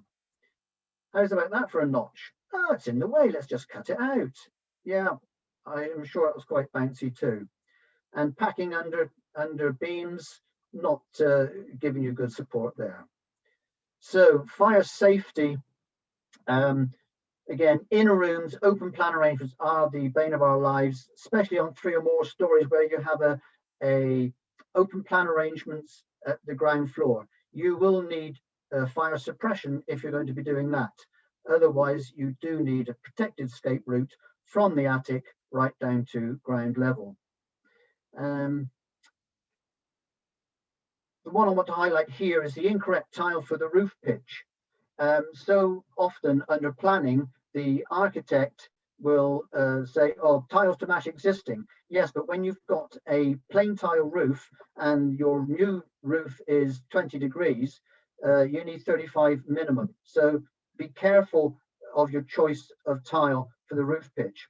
The other one, where the window frames are built too far out in the outer skin, sometimes you will get the outer skin visible internally, and that will lead to condensation and mold growth. Sound attenuation, again, mass will give you what you need. It's no good a flimsy or lightweight structure if you're trying to drown out the drone of your teenage son's base. Ventilation, kitchen structures must go to atmosphere. The number of times I've heard people say, oh, it's a recirculating. No, it's always been in the regs. I'm sure Mike would like to speak for hours on mechanical ventilation and heat recovery. If we're going to passive house standard, yes, we need to have mechanical ventilation, heat recovery, whole house. No question about that. Again, you will need to provide water efficiency calculator for every new dwelling. That it may be that in water scarce areas down in the southeast, from 125 you'll have to go to 110 litres only. That's a planning condition, as I said, enforced by building regs. Drainage, yeah, you don't have to have downpipes, but you mustn't allow dampness to the building. That happens if you have no bed and surround. That's an old pitch fibre pipe, but the same will happen to plastic. Access. It's no good having spaghetti on your buildings if you can't access it for cleansing. Make sure the gutters get in, the roof drains into gutters. Wastewater, yes, there's been quite a lot of talk about septic tanks and biodiscs and the like. What I would say is everything needs management. So it's 3 Ps, poo, paper and pee only. If you didn't eat it, don't flush it. But remember to provide the bin, because non-biodegradable stuff should never go into any wastewater system. Combustion appliances, yeah, you can't hold a flue. That's the gap in the middle. So we're always talking about chimneys. This is, again, most of the time, appliance will be installed by a HETAS registered self-certifying installer. Stairs are a big one. What I would say is never a completely open riser. That's against the regs, or no balustrades. Yes, you've seen it on grand designs, but I'm afraid it's not legal. And the space savers, if at all possible, please, they are a death trap. Don't use them, although they're in the regs, in the approved document, should I say. And yes, stairs includes the landing, the headroom at the top. Be very careful. I just want to zoom through this very carefully now, because this has changed since January. We will be looking at, by 2025, zero carbon. They wanted it by 2016, but that never came about. Again, if you've got very sleepless nights, you can download the MHCLG's consultation on this. We are going to have to get our U values much, much lower. They haven't decided on, but they've got a draft document at that point there, if you want to have a look at it. And I realize my time is disappearing. I'm sorry about this. I'm going to have to flick through this very quickly. Don't worry about those U values. That's just minimum. You've got to get better than that. You really need to start at the bottom of the minimum requirements and go better. Forget these. I'll just want to zoom through access. What we don't want is this kind of scenario. So just one thing on the access statement, it's not the same as the planners. It is how we get into the building. Planning is how you get to the building. Wheelchair passable surface and parking space. So many people want to put gravel in front. No, it's got to be a hard surface from where someone alights from the car. And also make sure your entrance story WC has adequate space. Part P, that'll be done by your competent person. Don't worry about that. Security, just design your windows to PAS 24 and you'll comply. Broadband just means a duct and a cable termination point. So I'm afraid I've run out of time. I won't worry about fees because they'll change from, we've seen that under Mike. So look at those for your completions, and thank you for listening. Thank you very much, Paul. Yeah, sorry, that was an awful lot of information to try and cram into 30 minutes, wasn't it? Paul, I will just ask you a couple of quick questions and then we'll move on. If you could just stop sharing your slides, Paul, so we can see you on the screen a bit larger. Great, lovely, thank you. And just a reminder, these sessions are being recorded, so if you wanted to go over some of those slides that Paul had to whiz through, you will be able to watch the recording back and pause on particular bits of information there. Paul, just two quick questions. One, as a building control officer, how has COVID affected your work and access to sites? Yes, we are possibly not doing internal completions unless it's absolutely necessary for house sale purposes.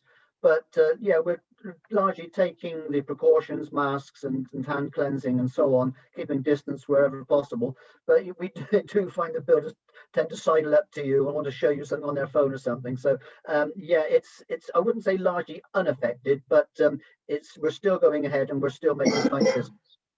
Yeah, and construction's obviously being allocated as one of those sectors that they want to keep going as much as possible, isn't it? So, and I'm just going to ask you one quick question, Paul, and I think we might come back to this in the Q&A as well. So Paul is asking, they had a meeting with their planning department and the conservation officer there stated that their new build must be fitted with single or very thin double glazing to windows.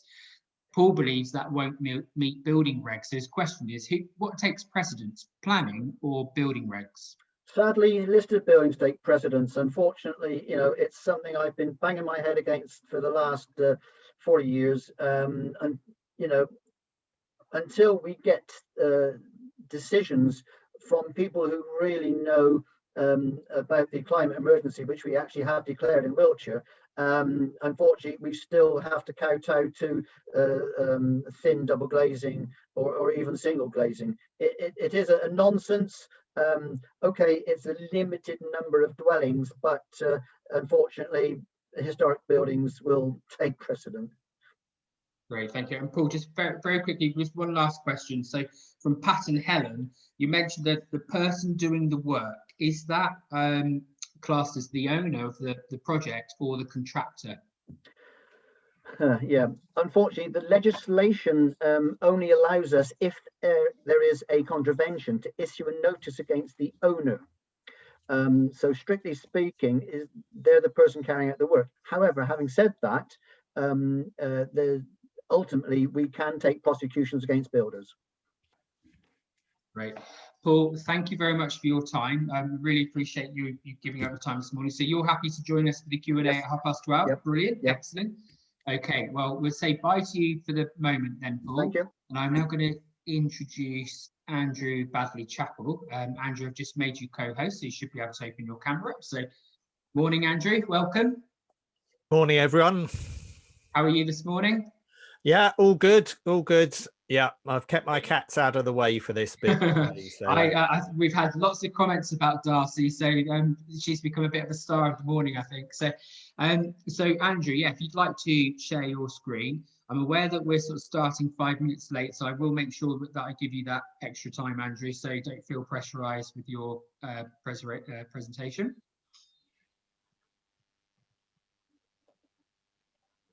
Right. Hopefully you've got the presentation screen up now. That all looks good, Andrew. So I'll hand over to you. Thank you. Okay. So good morning, everyone. My name's Andrew Badley-Chappell, which is why most people call me ABC, and I'm the Chief Exec of the National Custom and Self-Build Association. I'm going to talk to you about something we've already touched on very briefly this morning, which is the right to build. And I'm also going to talk to you about an environment which is changing quite rapidly and positively in the UK at the moment, which is the government support and the initiatives that are coming in support of custom and self-build. And it's worth saying that within the legislation that I'm going to talk about, the terms custom and self-build are used collectively. They're not separately defined, and they're a bit confusing to most people. So basically, custom and self-build is a home that is built to your design and specification. And a self-build is most simply described as a single home on a single plot, and a custom build is a home as part of a multiple plot development. Right, I'm going to give you a bit of a background, talk about the right to build and the registers, some other stuff that's going on, and a bit about NACSPA. So the rather strange thing, and one of the strange things in this country is we don't think it's strange, is that most people do not want to buy a new build home. And we should be really amazed and surprised at that, because most of us want to buy a new car, a new computer, new clothes, everything else. Why is it that in a market like we have in the UK, most people do not want to build a new home? And the view of NACSPA is that is fundamentally because there is a lack of supply, competition, and consumer choice. The result of that is, these are the surveys from the Home Builders Federation, that only 33% of the people, when they last did a survey, said they would consider buying a new build home. And despite that, the Persimmon, for example, makes £80,000 profit on every single home they sell. So, yeah, it's a rather strange world where no one wants to buy it, but the people providing it make very large profits indeed. And that is something, as I say, that's almost unique to this country. So although you joining us today are part of a relatively small band that is seeking to custom and self-build, my message to all of you is that actually you are, in every other country in the world, you would be part of the norm. So on average, about 40% of all new homes, be it America, Japan, Australia, Europe, everywhere else in the world, are built to the self-commissioning. So in other words, the key choices are made by the customer. And that is something that we definitely and desperately need to change here, because until we do that, most people will not want new homes being built around them. And I've given you a couple of examples here. This is Switzerland at the top. So you can see a nice area of a land where the land has been laid out for housing plots that are gradually being developed. And the one below is my favorite development of all. It's a high density development in Delft, in the Netherlands, where you can see a lovely mix of design and structure within that. And let's hope we see more of both of those in the years to come. The good thing is, as I say, the government is doing something about it. It's recognised the need. It was recognised in the Conservative manifesto, and it's been increasingly recognised for the past 10 years in the way in which councils and the planning system is being asked to act.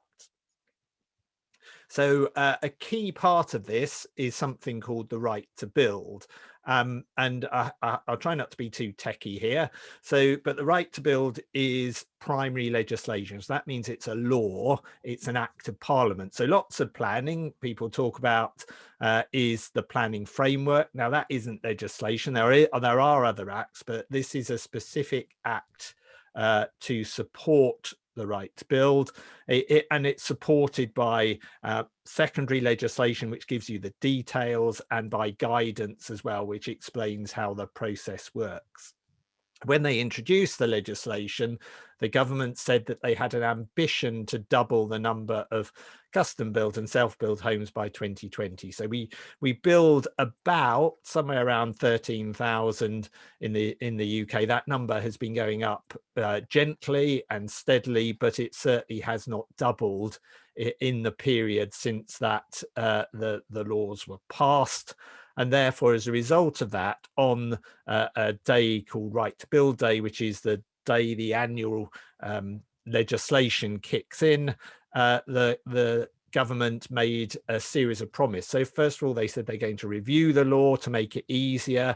They've urged once again councils to ensure that planning permission is granted for suitable plots, and they've agreed to publish data across all the currently 324 local authorities in England to make sure that the action is being taken and that those councils can be held to account.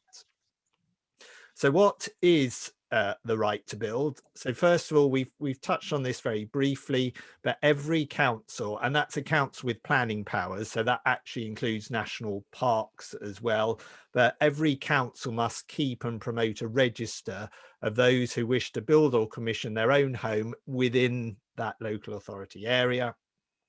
Every council must then ensure that they permission enough suitable plots to meet the demand on the register. So if 100 people have joined the register, 100 plots must come forward.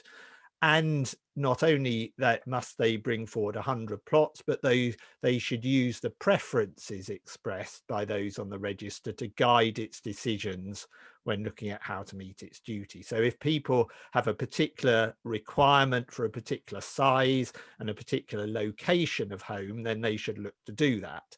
As we've heard earlier, that doesn't mean you can say, I want a house in the middle of open countryside, but it does mean that they should give regard to the mix and the type of locations when they're thinking about that provision. If they don't do what they have said, then this is a bit of planning techie talk, but it is a material consideration in decision taking. So in other words, a scheme that may not otherwise get planning permission may receive planning permission because it is self-build in its nature. So that's what the legislation says currently at the moment. In terms of how it works is, as I say, you're asked to join up to register. Anyone over 18 can do that.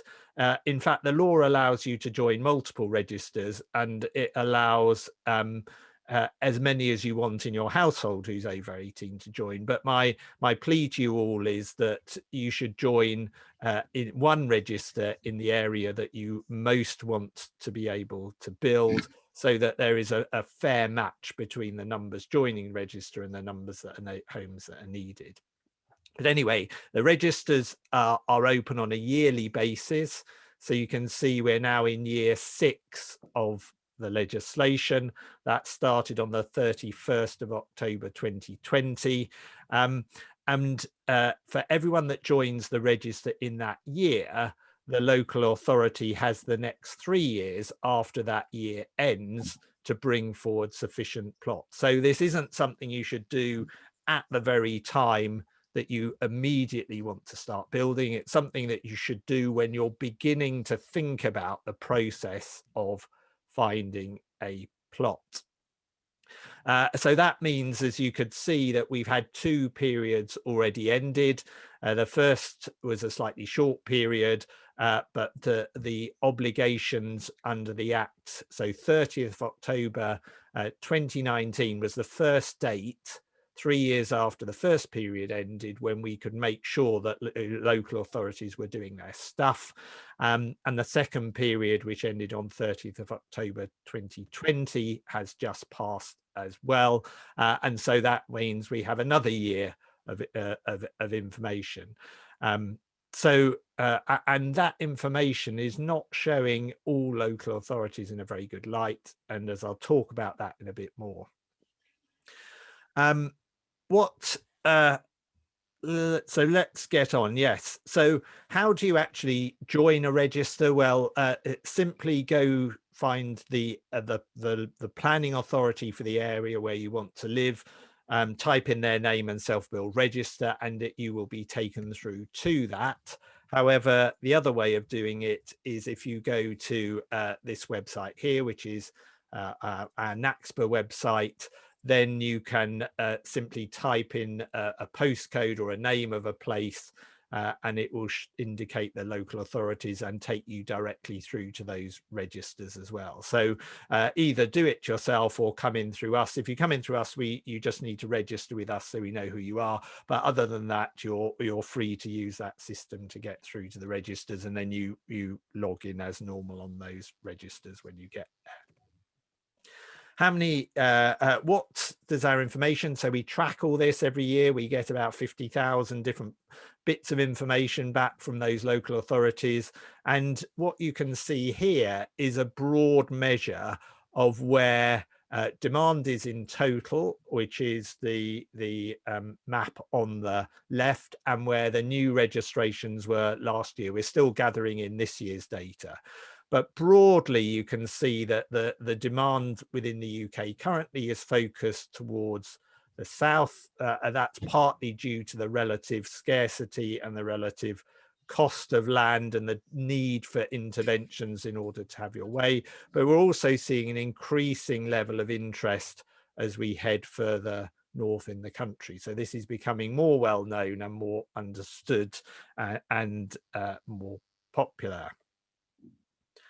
In terms of where we are, you can see that in every year we've had we started with a big boost because a number of people took interest, but we've seen around about 10,000 people join registers every year. We build about 13,000 homes. So at the moment, we would say that local authorities largely don't need to do a huge amount to meet their obligations based on that. Now, there's a bit of mismatch of areas, but at the moment, the legislation isn't driving huge amounts of activity because the numbers joining the registers are relatively low. And I say relatively low because, you know, our research consistently shows that around about 1 in 3 people in the UK would like one day to build a home of their own. And clearly there must be issues in understanding that, and some of the issues may well be that many of the people listening in today had no idea that these registers existed, and therefore were unaware of the power and influence they could have. The other issue that you can see on the right is that there are restrictions. So I'll cover this in a bit more, but local authorities are able under the current law to put in restrictions to make it harder for you to join and stay on registers.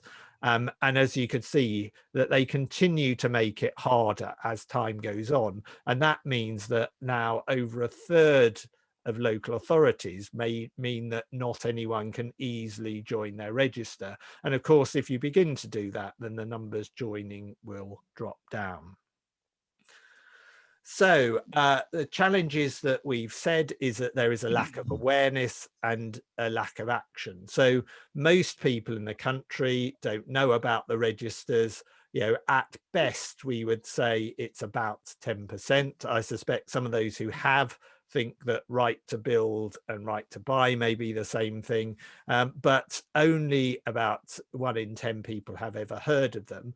And of those who have heard and do self-build, again, a number of self-builders have never heard of them, and a number of self-builders haven't actually signed up for them.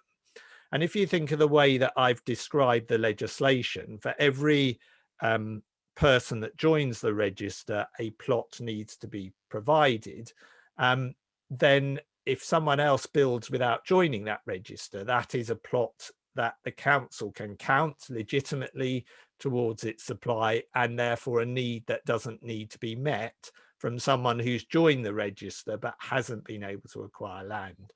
And as we said, it was explained earlier, a really key issue or a key factor to bear in mind is joining a register doesn't give you the right to access a plot. It just means the local authority must provide a suitable plot. Whether you get it or someone else is entirely up to the market and the way in which that operates. So we can see that the message is that people need more. All self-builders should join a register, certainly in the one where they want to seek to build. The other challenge you could see at the moment is around half the local authorities have just said we haven't met our duty under the legislation. And one of the challenges is that despite this this announcement that it is a material consideration if they haven't provided enough plots, there's no really strong emphasis for councils to meet their duty. There's no kind of there's no direct result of not meeting the duty, and that's something that needs to be addressed. I've talked about the challenges, and I thought I'd show you some maps just to show you the kind of problems that we face. So around 17% of local authorities charge fees. And as I say, that fee is for you to join a register to indicate an interest, not to get anything directly out of it. Three Rivers charge you £725 over 4 years to do that, almost certainly in contradiction to the legislation, but they do it because it's hard for individuals to challenge, and therefore it re-emphasizes the need that this legislation is to help individuals and it must be focused on supporting individuals. Local connection tests are kind of, in a way, you can see a sense we want to prioritize homes for local people, but I'm yet, and I'll exclude national parks because they have very specific issues, but outside the national parks, I'm yet to meet a local authority that stops people buying houses built by speculative developers because they happen to live locally. So why they should stop people, self-builders, from accessing plots because they live locally is beyond me. The legislation was intended to help a few local authorities that are particularly constrained with land supply, and you can imagine, for example, Westminster or something like that, or inner London areas have very limited supply. But the challenge remains, as you can see from the map on the right, that large amounts of local authorities with large amounts of land are unreasonably constraining their activities. And the next thing is they can introduce a financial viability test. So they can say, well, you can only join a register if you have enough money to buy a plot.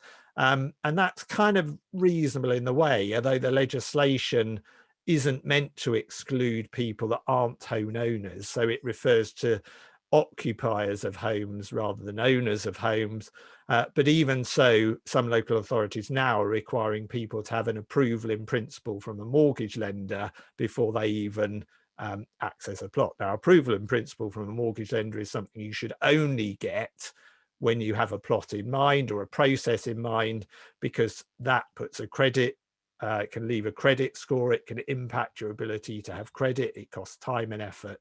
And so again, we're seeing a growth of, if you like, tests that we would challenge about whether they're appropriate and relevant given the aspiration to deliver more homes this way.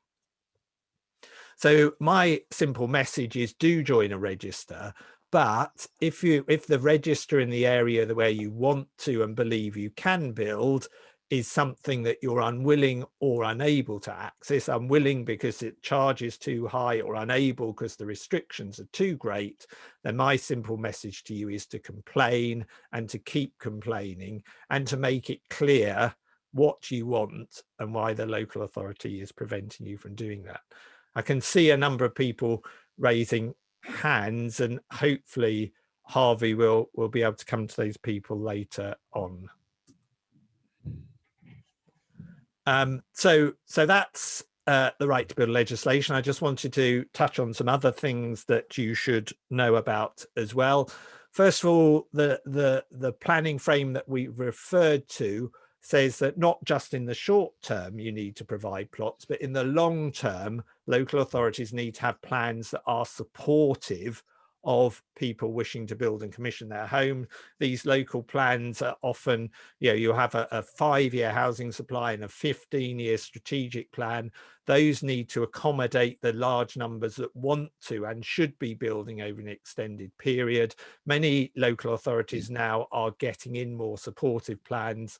I've quoted an example you can see from the area around me, where the local plan that is now coming forward in my area, which is Chippenham, specifically identifies residential land. Within that residential land specifically identifies an area for self-build.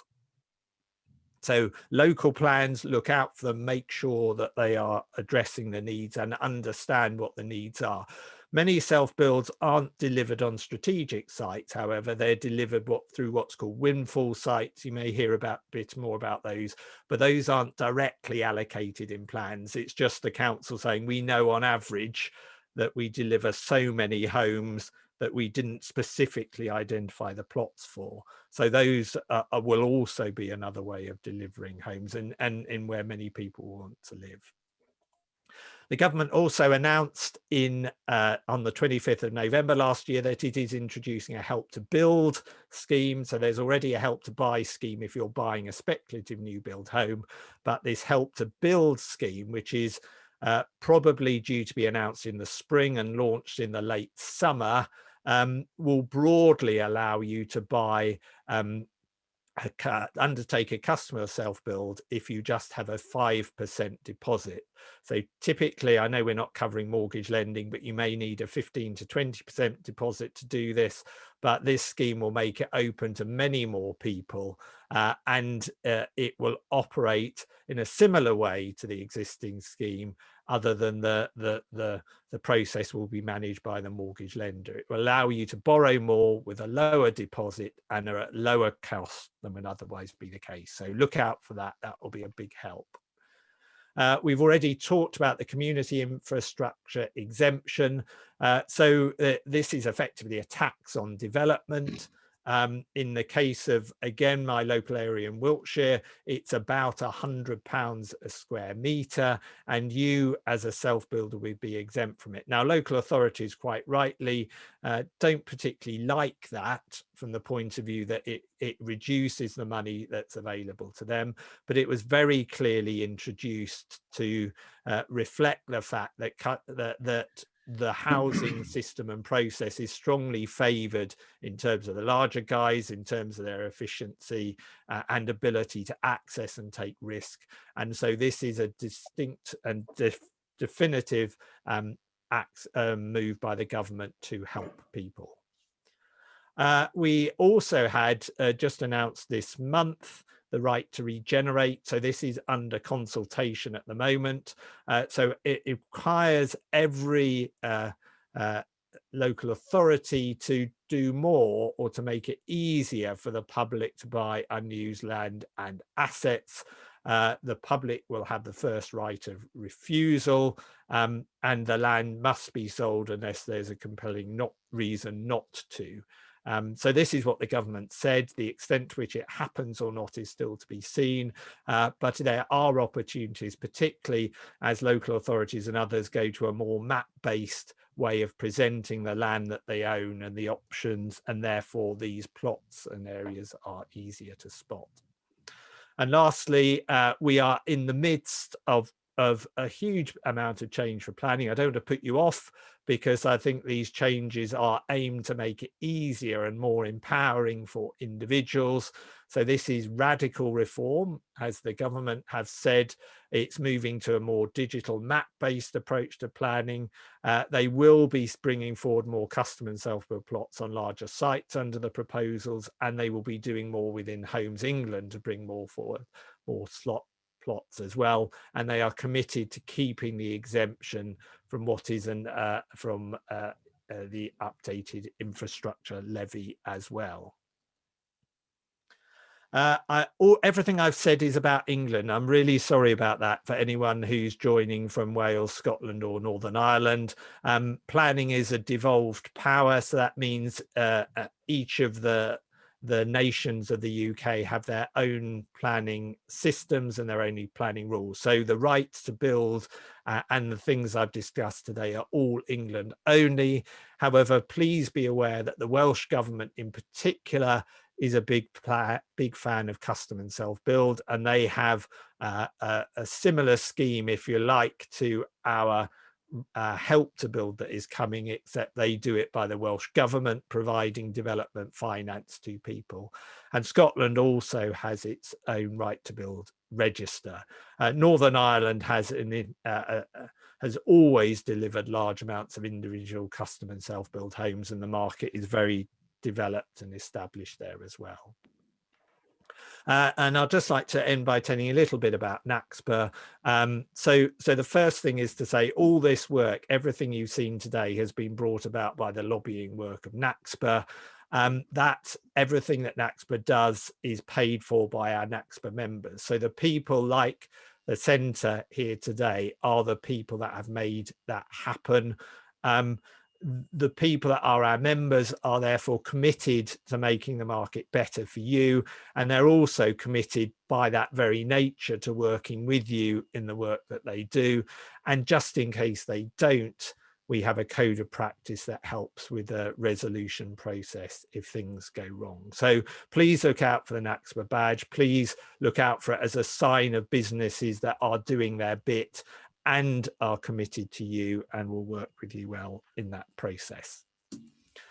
Here are the websites if you want to take them down. So the self-build portal will give you help for individuals and help you through to the registers. You can also find them via nacspa.org.uk. But if you are a professional or you want to get more involved in the technical bits about how custom and self-build is delivered, then there is a more professionally focused but equally interesting site. Well, that's me saying that. I would, wouldn't I? But for you to access as well. So that is it from me. Thank you. I'm sure with these things I've missed a couple of bits out, and very happy to take some questions. Thank you very much, Andrew. That was a great presentation. Thank you. Andrew, can I just ask you to stop sharing your screen just so that people can see you in a slightly larger format? Brilliant, thank you. Yeah, so I'll just go straight into a couple of questions then, Andrew. So Katie is asking, why are councils putting restrictions in place for self-build registers? Surely they should be promoting self-build. And on a similar topic, Frankie, who let us know via the chat, is just 26 and is embarking on a self-build project, was actually put off by from joining her local authority register because of the high charge that they were applying to actually join the register. So why is there such a discrepancy amongst councils, do you think? I think that's I mean, it's really hard, isn't it? As someone who's passionately believes this is the route to more and better homes, and that this is about empowering individuals against a market that is clearly not delivering what people want at the moment. I think it's really hard to understand. I think that councils find it hard work. They find it difficult. Council planning areas are massively under supported and under financed, and I think they've just taken a path of least resistance. It's really hard. You know, we will tell people that Persimmon make more profit in a week, in a day, than I have to run NACSPA for a year. You know, these are, the market is strongly favoured for large developers, and local authorities find it easier to bring forward large sites because of the general concern from people about house building, in part because the houses we deliver are so poor. So we've kind of created a vicious cycle somewhere, and this legislation was very much meant to break through that and to re-empower individuals.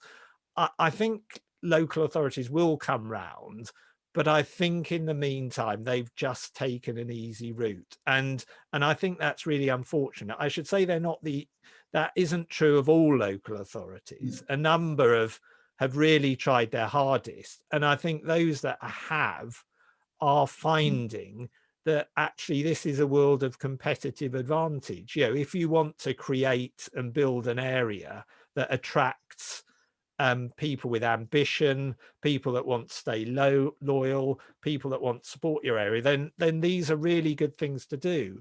The other issue is diversity, quite frankly, because housing estates, if only a third of people and the same third of people want to buy the new homes that are offered, the housing estates that we are building just lack the diversity that we need and that exists in our communities. So we really need to give people this ability for the homes they want to live in, for the homes they need to live in, and because otherwise they can't just get homes of the standard and quality that they are demanding. Thank you, Andrew. Paul and Andy both asking the same question, actually. So once you've joined your local authorities register, do you need to rejoin every year, or will you be on it until you are offered a plot? So first of all, be clear that you won't be offered a plot. You should be communicated to by your local authority about opportunities, although many of them are very poor at doing that. The simple issue is once you have joined, you should stay on it. And in effect, even after the 3 years that you have been on it, the local authority's duty to provide a plot for you should continue until they have actually done that. So my simple message is you should join once, and they should at some time meet that requirement of a plot.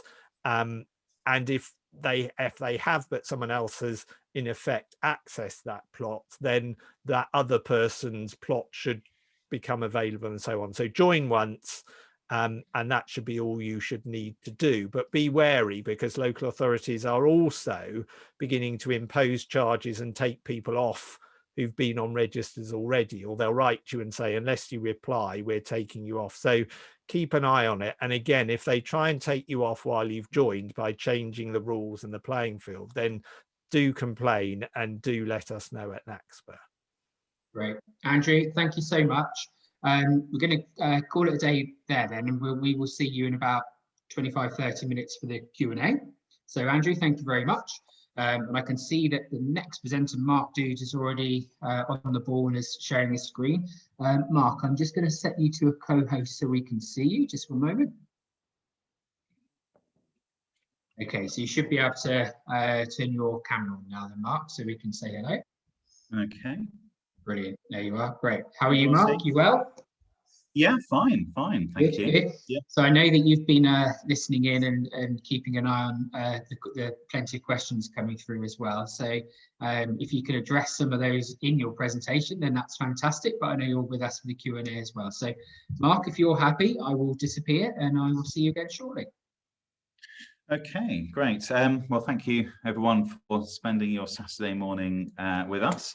I'm Mark Dudes. I have a small chartered practice who are based just outside, well, we've got just outside Marlborough and Farringdon in Oxfordshire. We've got a few staff, got 4 staff, and we've got about 25 different jobs on at the moment in all parts of generally the south of England, I will say. So lots of experience. I come from a local authority background myself, and I am also part of the expert panel after this presentation. So if anybody has any questions, I think Harvey will be acting as arbitrator for that session afterwards. So I am conscious of the time, so I think we've run over a bit.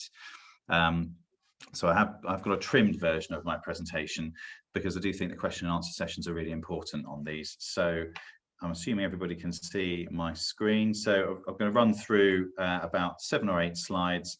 And like I say, if you ask your questions throughout in the Q&A, I can either ask those specifically at the end or in the wider Q&A session.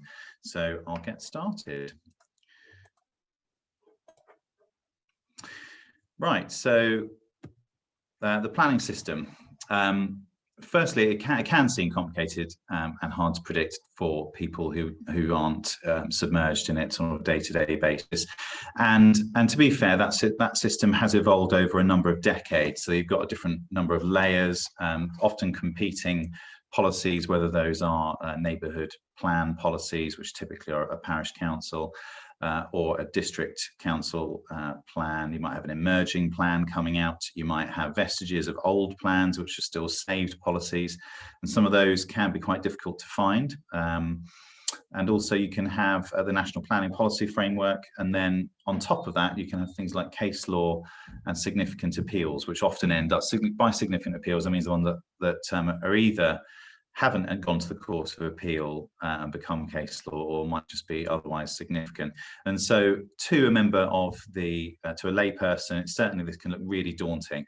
And but you have to remember the planning system is there is essentially why England is still very beautiful, generally speaking, and why only 6% of the country is built on, and there is a clear distinction between urban and rural areas. And I always think that, obviously not in 2020 or 2021, but whenever you fly over into, say, Heathrow Airport, you usually come across from a Bristol direction. You look down and most of it is green. And that's quite an achievement, really, given the number that there are 65 million people down there, and you can still look down and most of the area still looks green. And that is a product of planning properly. So planning urban growth and regional networks. It's not perfect. It's definitely not a perfect system, but the planning system is why we have beautiful countryside and towns that are generally controlled. And the benefit of controlling the growth of towns is that land has a value.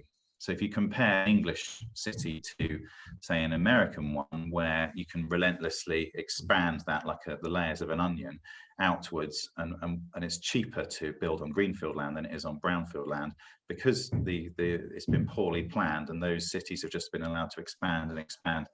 You end up with brownfield land in the urban area, which is worthless because it's cheaper for a developer to build on a greenfield site on the edge of town.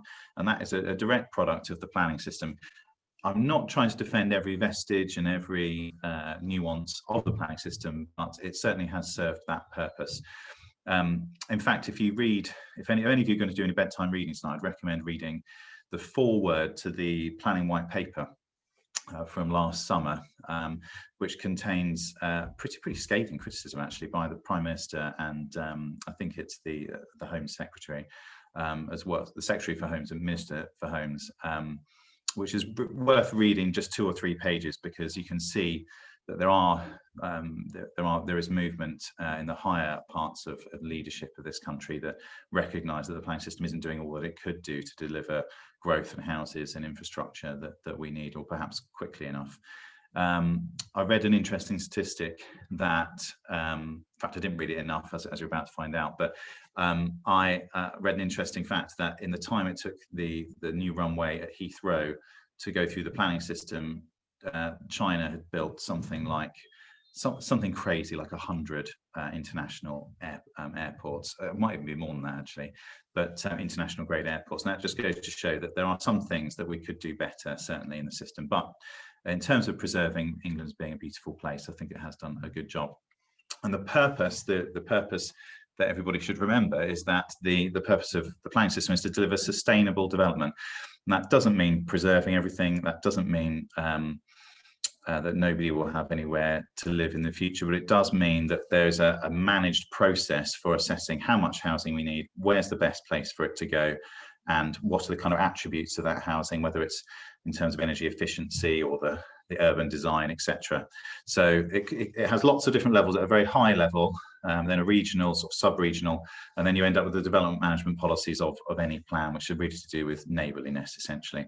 But the idea of the planning system is that it acts in the public interest, and as I keep saying, there are sometimes some perverse outcomes, but we'll come on to some of those. This is a bit of a plug for my profession, because town planners have a fairly low profile, I find.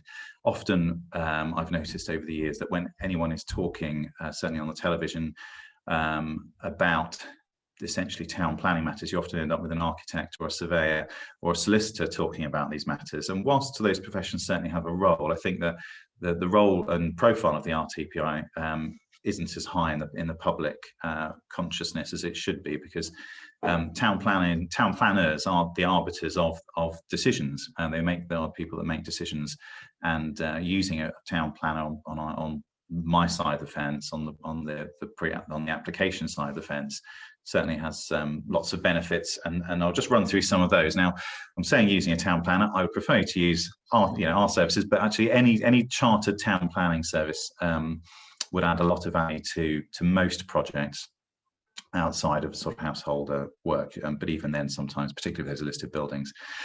So town planners offer independent advice, and we don't have a vested interest in one outcome or another. We're not trying to promote a particular, perhaps a building system or architectural system or building technique, etc. So we can offer truly independent advice. And the most important independent advice is actually to say, your project has a very slim chance of success. And I think that is a sober message, which is the role of a town planner. If you use one at the right time, are you right at the beginning of the project or before you're about to buy the land or option it, and we'll come on to that in a minute, That's particularly important, and they act in your interests, not in the interests of an adjacent landowner or a particular provider or the local authority, etc. And the benefit also is that we offer professional, insured and formal opinions. Those could be quite a cursory opinion, might be 3 paragraphs or something. That might be proportionate and necessary from making could potentially be a mistake, say. But also town planners will be part of a wider, say, ecosystem, sort of network of contacts and suppliers. And certainly any of our clients, we keep quite a good network of 2 or 3 providers of most services, whether those are topographical surveys or heritage experts or ecologists, etc. So I don't want to say they're approved by us, but certainly we've worked with these people for a long time, and that should give you some faith that you're getting a quality product. And a town planner can manage the process from the beginning to end, so they can find the kind of critical path of your project, and they help manage that on your behalf, depending on how sort of either time rich or time poor you are in your own personal circumstances. I think one of the main benefits is this last one about setting out a cohesive strategy, which the local authority will not do for you. And I think there is a general presumption out there that if you go for a pre-app, you're going straight to the horse's mouth, and why would you talk to anybody else other than the local authority? But a town planner can offer a different angle, so they might be able to offer a succession of 3 or 4 planning applications, which effectively, for want of a better word, maneuver or manipulate a local authority into a position where if you'd just gone for, say, application D at the beginning of that process, it would be unlikely to be successful. So you could use a number of leveraged positions, like establishing the true use of the land through a certificate of lawfulness. Then that could be levered into a prior notification, which could then have a planning application or an operational development application associated with it, and then that could have a PD rights exploit or maximization phase at the end. So it can be, a planner can set that out. If you were to go to a local authority, they would never say, well, actually, I think if you were to do this to us first, then we would struggle to resist this, and that wouldn't, and then application C wouldn't be an unreasonable leap from here, and you could exploit. They wouldn't counsel against themselves, even local authorities with the best will in the world. And I am conscious that we've heard from David Dewar from Swindon, who are an excellent authority. I'm not just saying that because I used to work there, but they are an excellent, proactive and positive authority, and commend them for that. I've always been impressed with their feedback and pass that on to clients. So I'm conscious that some of this has been covered by certainly from Mr. Hardwick, who's done a really good job with his presentation, and thank you for that. But the key types of application outline, we probably do about 60% of our work in outline. And the reason why is it's very useful for obviously establishing the principle of development without having to involve necessarily an architect to get detailed plans, or the client may not be the person building the land. They might be the landowner and might look to sell the site afterwards with permission.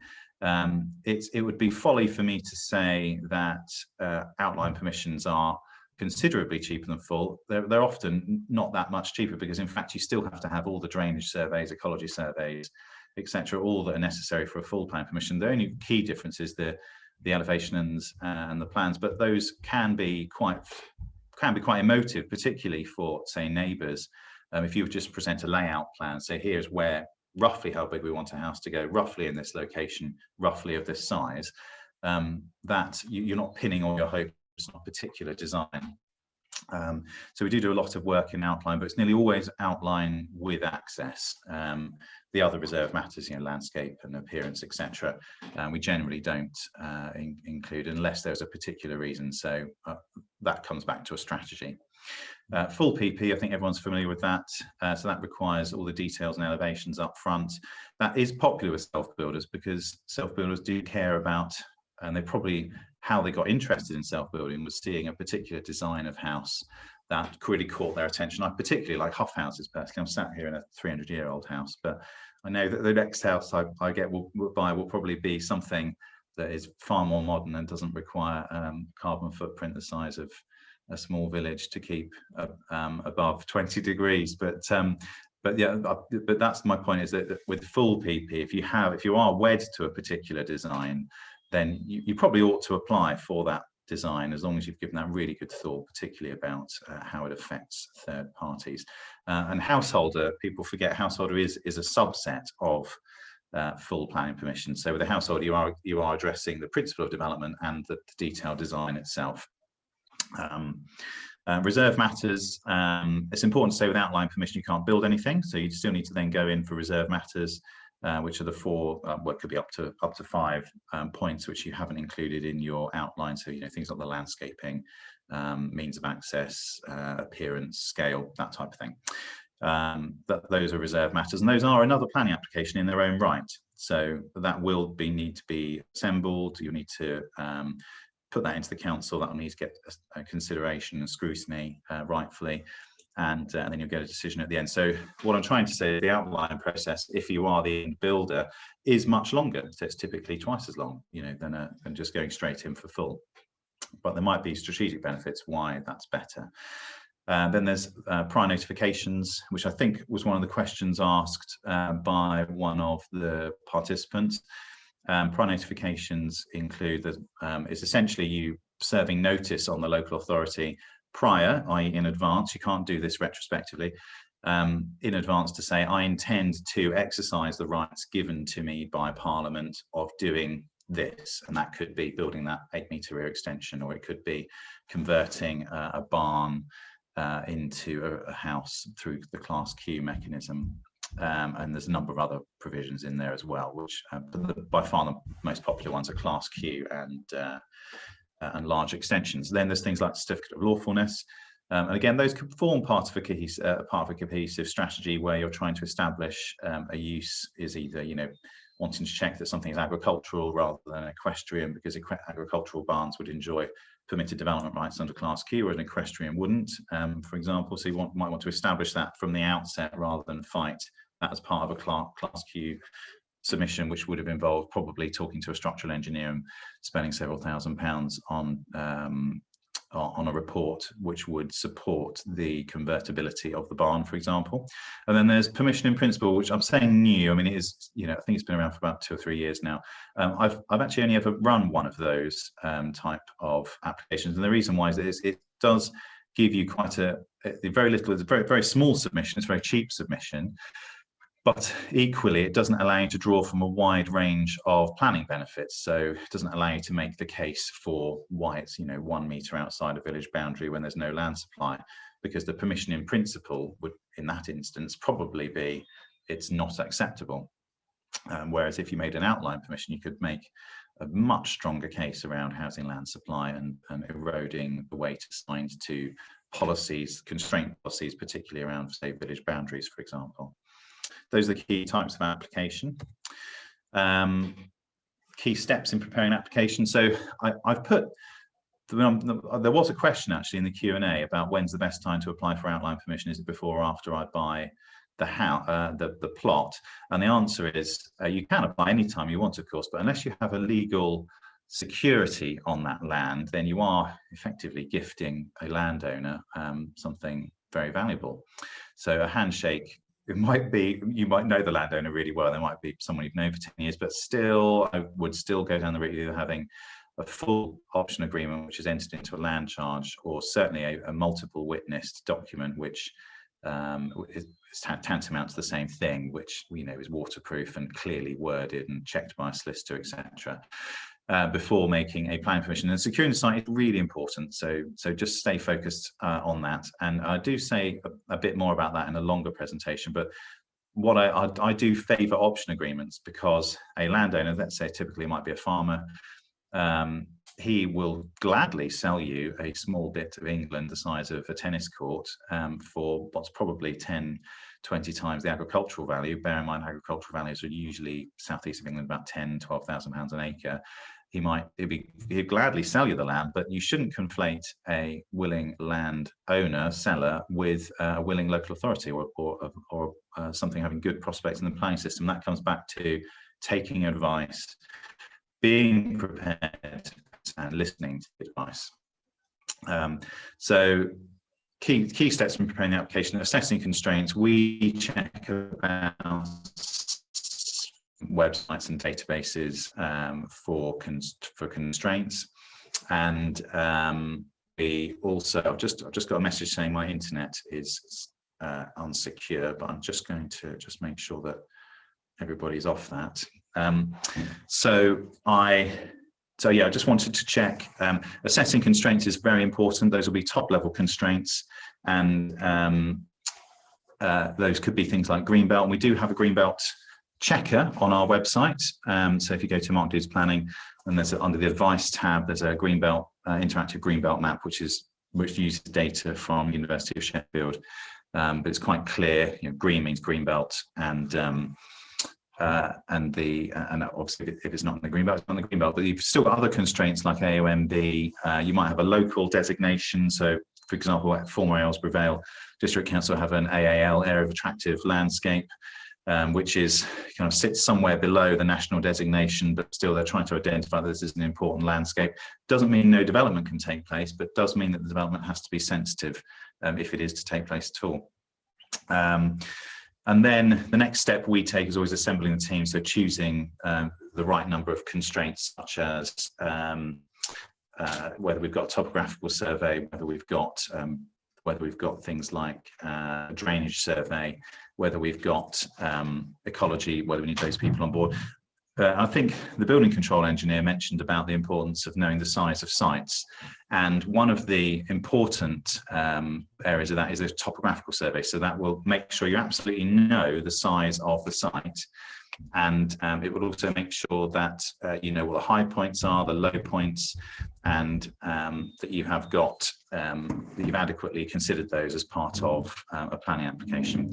So that is, yeah, assessing constraints is important. I've dealt with one site in the centre of Staines last year, which turned out to be 4 metres bigger than the Ordnance Survey plan implied. And that was an urban site. So this is in a town centre, and it was 4 metres out. So the landowner, as you can imagine, means if we're building a block of flats, that means that you're effectively having an extra bedroom on, in this case, 6 flats. And so it's very important to understand things like that from the outset.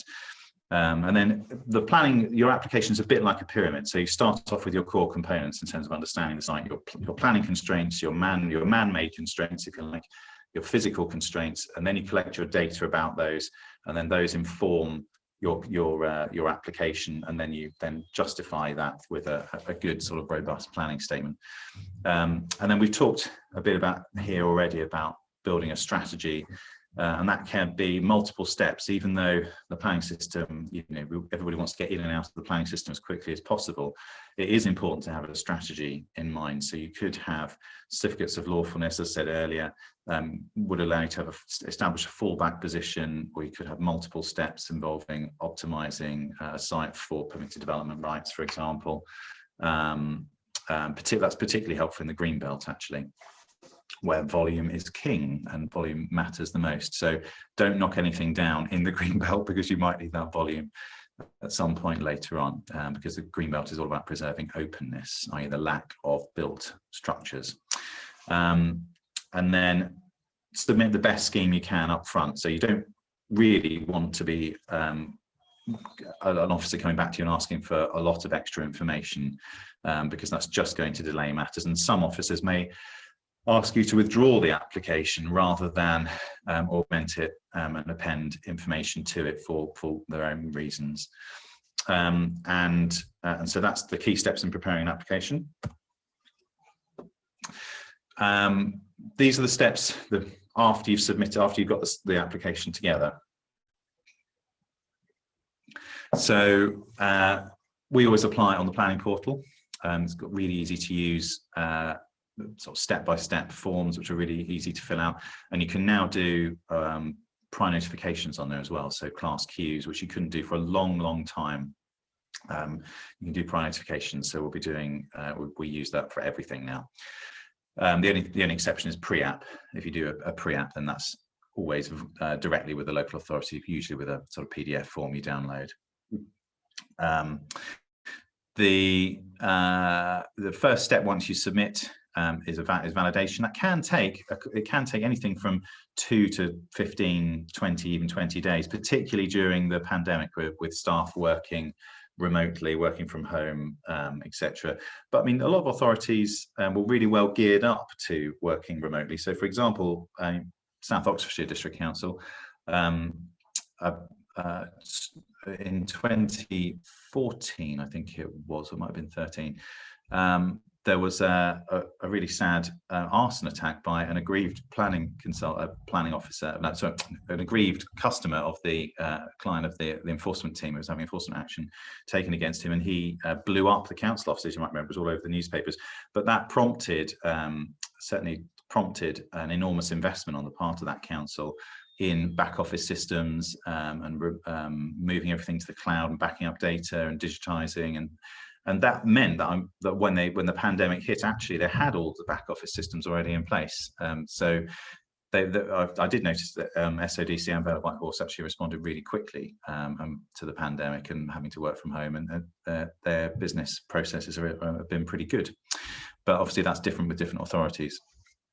So consultation is a 21-day period. I've put 21 in quotation marks because I have yet to come across a planning officer who would refuse to accept a consultation response or an objection on day 22. So the law states 21 days, the regulations state that, but reality is that you can make representation, obviously at your own risk, if you like, several days or even weeks after that date. And then the decision date is, for most applications that aren't major development, is 8 weeks. I have found that is not being, that for a lot of authorities, that is, even before the pandemic, you are talking in a lot of cases, that's going to 10, 12, 13, and I've even got applications now that are at 16 weeks. There was an application not too far from here for a swimming pool, which took 56 weeks to make a decision on in the AOMB, but that was approved in the end, but that took a lot of coercion. And then after every client has got a permission, we have an optimization stage, which is where you just decide, is this actually what you want to build still? Because that process might have taken 3, 6, 9 months. Is it still what you want? Has there been a material change in planning or your own ambitions, or do you no longer wish to live together? As I think the building control officer said something about divorce, so you might be looking to sell the asset, but there might be a change in circumstances that mean that you need to reflect on that. And I think it's always worthwhile doing that. So was this proposal actually a compromise internally, even between us and the planning consultant? So is it worth us using the free go application to just push the boat out or rearrange the layout or whatever we wanted to do that we were advised against doing initially? So that's sort of the main steps. I'll just have a quick look at the time. Most common mistakes, so it's buying land and then taking planning advice, just the wrong order. Everyone knows how, anyone that's trying to find land knows that it can be quite a long process, particularly if you overlap all your own criteria, and you've narrowed that down, and then finally you've written letters or knocked on doors or put leaflets through doors or whatever, and finally someone has phoned you to say, yes, I am interested in selling you that land. Don't just leap on that. Take the advice then and just say, is this going to be, what do you think the planning prospects are? And bear in mind, whenever we issue a professional opinion, we give it a shelf life of sort of 6 months with an expiry date on it, because planning changes over time. Planning decisions are only a product of their policy circumstances, and so it's important to remember that what's something that might have got planning permission beforehand, 6 months, a year, 2, 3 years ago, and you're building it out now, it may not be the case that you could even get permission for that again. And that's mainly because of things like land supply, or there could be a new plan policy. So for example, Vale of White Horse in their part 2 had a policy about deterring development that's within 10 meters of a watercourse. And that policy was, that would preclude a lot of parts, particularly given that Vale of White Horse, a lot of it has the Clay Vale. The Clay Vale is a large area. So it's Vale of White Horse between Swindon and Oxford, and a lot of that is the Clay Vale, where there are a lot of watercourses and tributaries that then lead into the Thames or the Och or other rivers. And then the other mistake people make is that Town Hall will hold your hand just because you're a self-builder. That's not the case. They will treat everybody with the same in the same way, and if you've made mistakes in your submission, you might get a bit of leeway. You might get a bit of a heads up, and we need this, a bit of that, but do not expect to get kind of preferential treatment just because you're a self-builder. And actually, on that note, you should remember that if you are a self-builder, it's worth, and particularly if you're going to appeal, it's worth noting inspectors don't give a great deal of weight to the fact you're a self-builder in the absence of a legal agreement to ensure that you don't just sell it the next day to a developer. So that's quite important to point out as well. And that point number 5 there is don't expect the process to be quick and simple. That is really important that you remember. The process can take a long time, particularly if you need to go to appeal. Appeals can take between 6 and 10 months, and I do have a lot of faith in inspectors, I have to say. Not very often we come up with a decision that really I scratch my head over. They don't take nonsense from us, and they don't take nonsense from the council either. So they are pretty impartial, all members of the public. And then another mistake people make is on SIL forms. So I'm not sure if Mike said this, but it's well worth mentioning. There's a case study on my website where you just need to remember, just because you have filled out the correct form at the beginning, that's not enough. You need to then submit another form afterwards, and then you need to notify the council of commencement of development. I think it's on form 7 within a set period of time of having started or in advance of starting. There is more information on the website, on my website and on other websites, but it's really important because unless you actually get a full paper trail that you've sent to the council and responses back saying, with the final letter being, we acknowledge you are a self-builder and you are exempt provided you build within this period of time or whatever. It's really important that you get that right, because up until the regulations changed, you could actually be liable for the full SIL payment, and you often would be liable for the full SIL payment. I think now it's capped at about £2,500, which is still a big enough fine for you to make damn sure you've filled out the correct forms. But given that all the other things that you're going to be doing in terms of tendering, building control, discharging conditions, borrowing money potentially, sorting out contractors, etc., maybe making design changes, the SIL forms are probably been quite low on your priority list. So it's just important you get a sticky note and put it somewhere so you make sure you've followed the regulations correctly. And then the final is just Mark, sorry to interrupt, just to ask you to wrap up now, so we've got time. I said that I had I said I had a short version of it, which isn't true. You're right. I've just gone and talked for a long time. Yeah, that's fine. Do you want me to stop now, or do you want me to have a look at the next? If you just want to just do your sort of 30-second conclusion, that'd be great. Yeah, fine. Okay, so I'll skip the slide on dealing with issues. When to seek help early on is really important, that you get the help of a chartered town planner early on, particularly before you're about to buy or option land. I mean, buying and optioning land is still expensive. You're looking at several £1,000s, paying say £500–600 for a proper piece of advice that might give you the red light rather than just a green or an amber light is really important. And then using a chartered town planner to assist in your application is really helpful, I think. Okay, I think that'll do actually, Harvey. Great, thank you so much, Mark. Sorry that it is so difficult to get all the information conveyed in half an hour, which seems to absolutely race by, doesn't it? Yeah, it did, didn't it? Yeah. Thank you, that was brilliant. We've had lots of questions coming through, Mark, and we'll address them in the Q&A. So, Mark, if I can ask you just to stop sharing your screen, please, just so that all the panelists can now come back on camera and we can see everyone in a fairly large window. Just whilst everyone's doing that, I just wanted to bring everyone's attention just to a couple of things very quickly. There's been a number of questions about how do we find land. So if you're at that stage, and this is I'll make no apologies for a quick pitch for our courses that we run from the centre. Until tomorrow, 31st of January, so until tomorrow, we're running 15% off all of our courses, and we do a brilliant one-day course on finding land and appraising a plot. It really is good. I've been on it myself. It's full of brilliant information. It's normally £85. You book on Eventbrite, put in the code JANOFFER, and you'll get 15% off that. So I recommend that. And just very quickly, if you do want to carry on researching your projects whilst you're at home, if you go to the exhibitors tab on our website, which is sbrc.co.uk, you can find a range of all the about 250 companies and service providers that we have in the centre. So if I click on planning, and I hope this works, so there we go. So that will bring you to Mark's page, who we just heard from.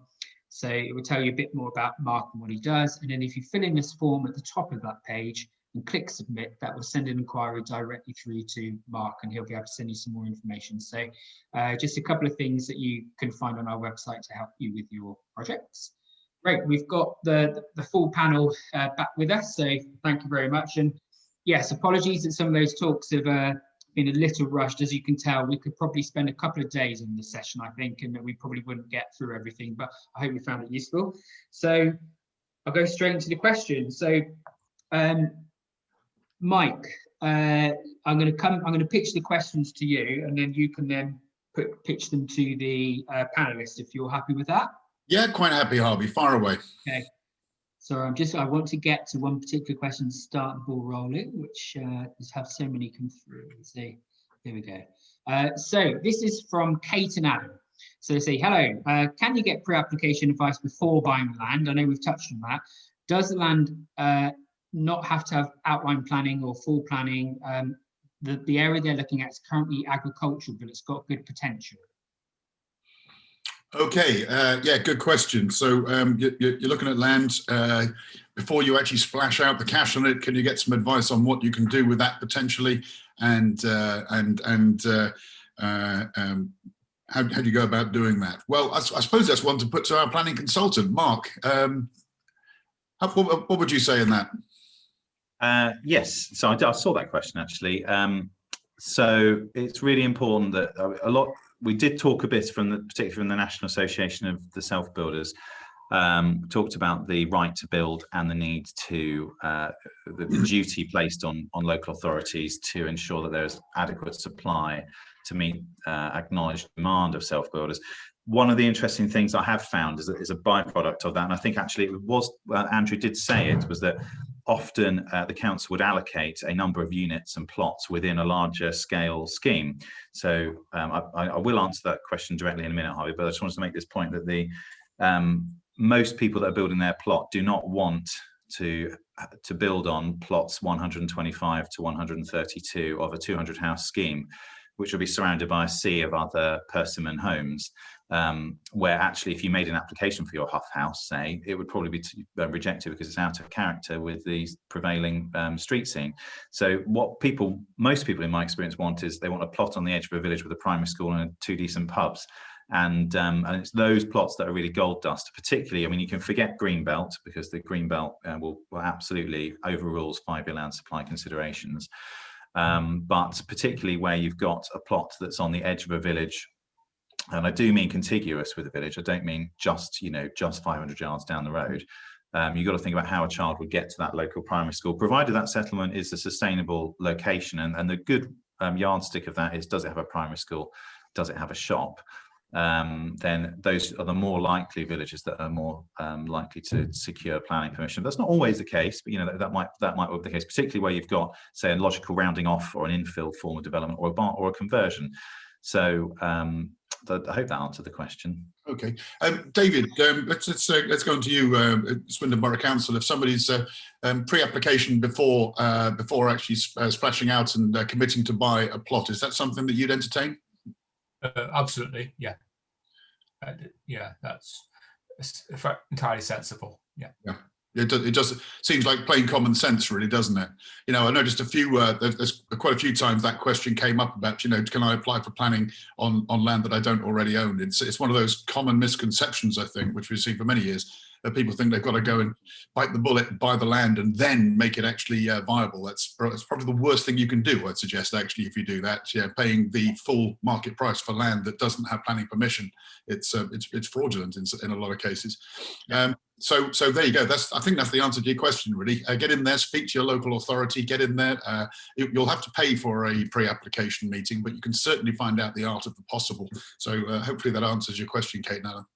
And Mike, can I just add a couple of points here? So, I'd almost start the journey a bit earlier. Say the first thing people need to do is to work out how much money they can spend.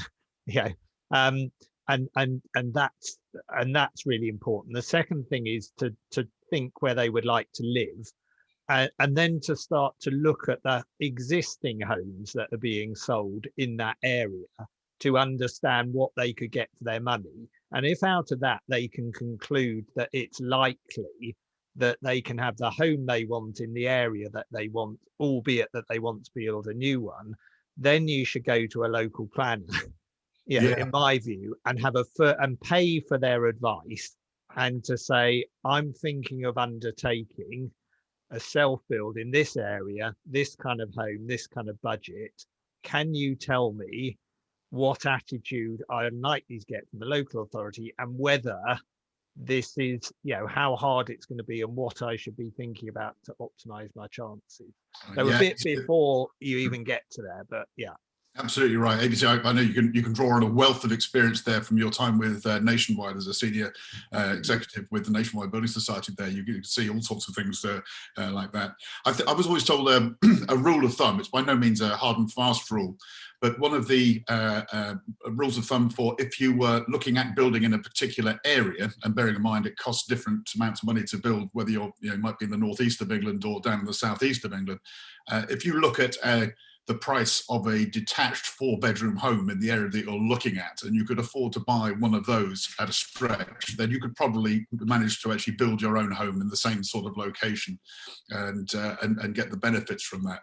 But certainly thinking that all you've got to do is get a bit of land and make a limited, an unrealistic pot of gold actually stretch to make your self-build dreams come true usually ends in failure. So getting that financial thing right is very good advice indeed, Andrew, and I'd endorse it. Okay, would anyone else like to comment on that? Paul, there's only you on there, but as it's not really touching on building control, I think we can move on to the next question unless you want to comment. Yeah, great. Okay. Can I just check with the panelists, because we started this Q&A a bit late, is everyone okay if we just extend it by 15 minutes and we run until 1:15? Sure. Brilliant, thank you very much.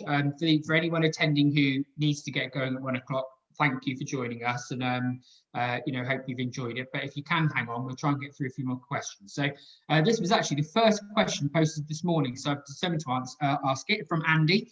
He's intending on putting a single-storey building in his garden under permitted development rights, which we've mentioned this morning, with a maximum height of 2.5 metres, as it'll be close to neighbouring boundaries. He's asking, if he excavates 1 metre whilst keeping the height above ground at 2.5 metres, is that still within permitted development?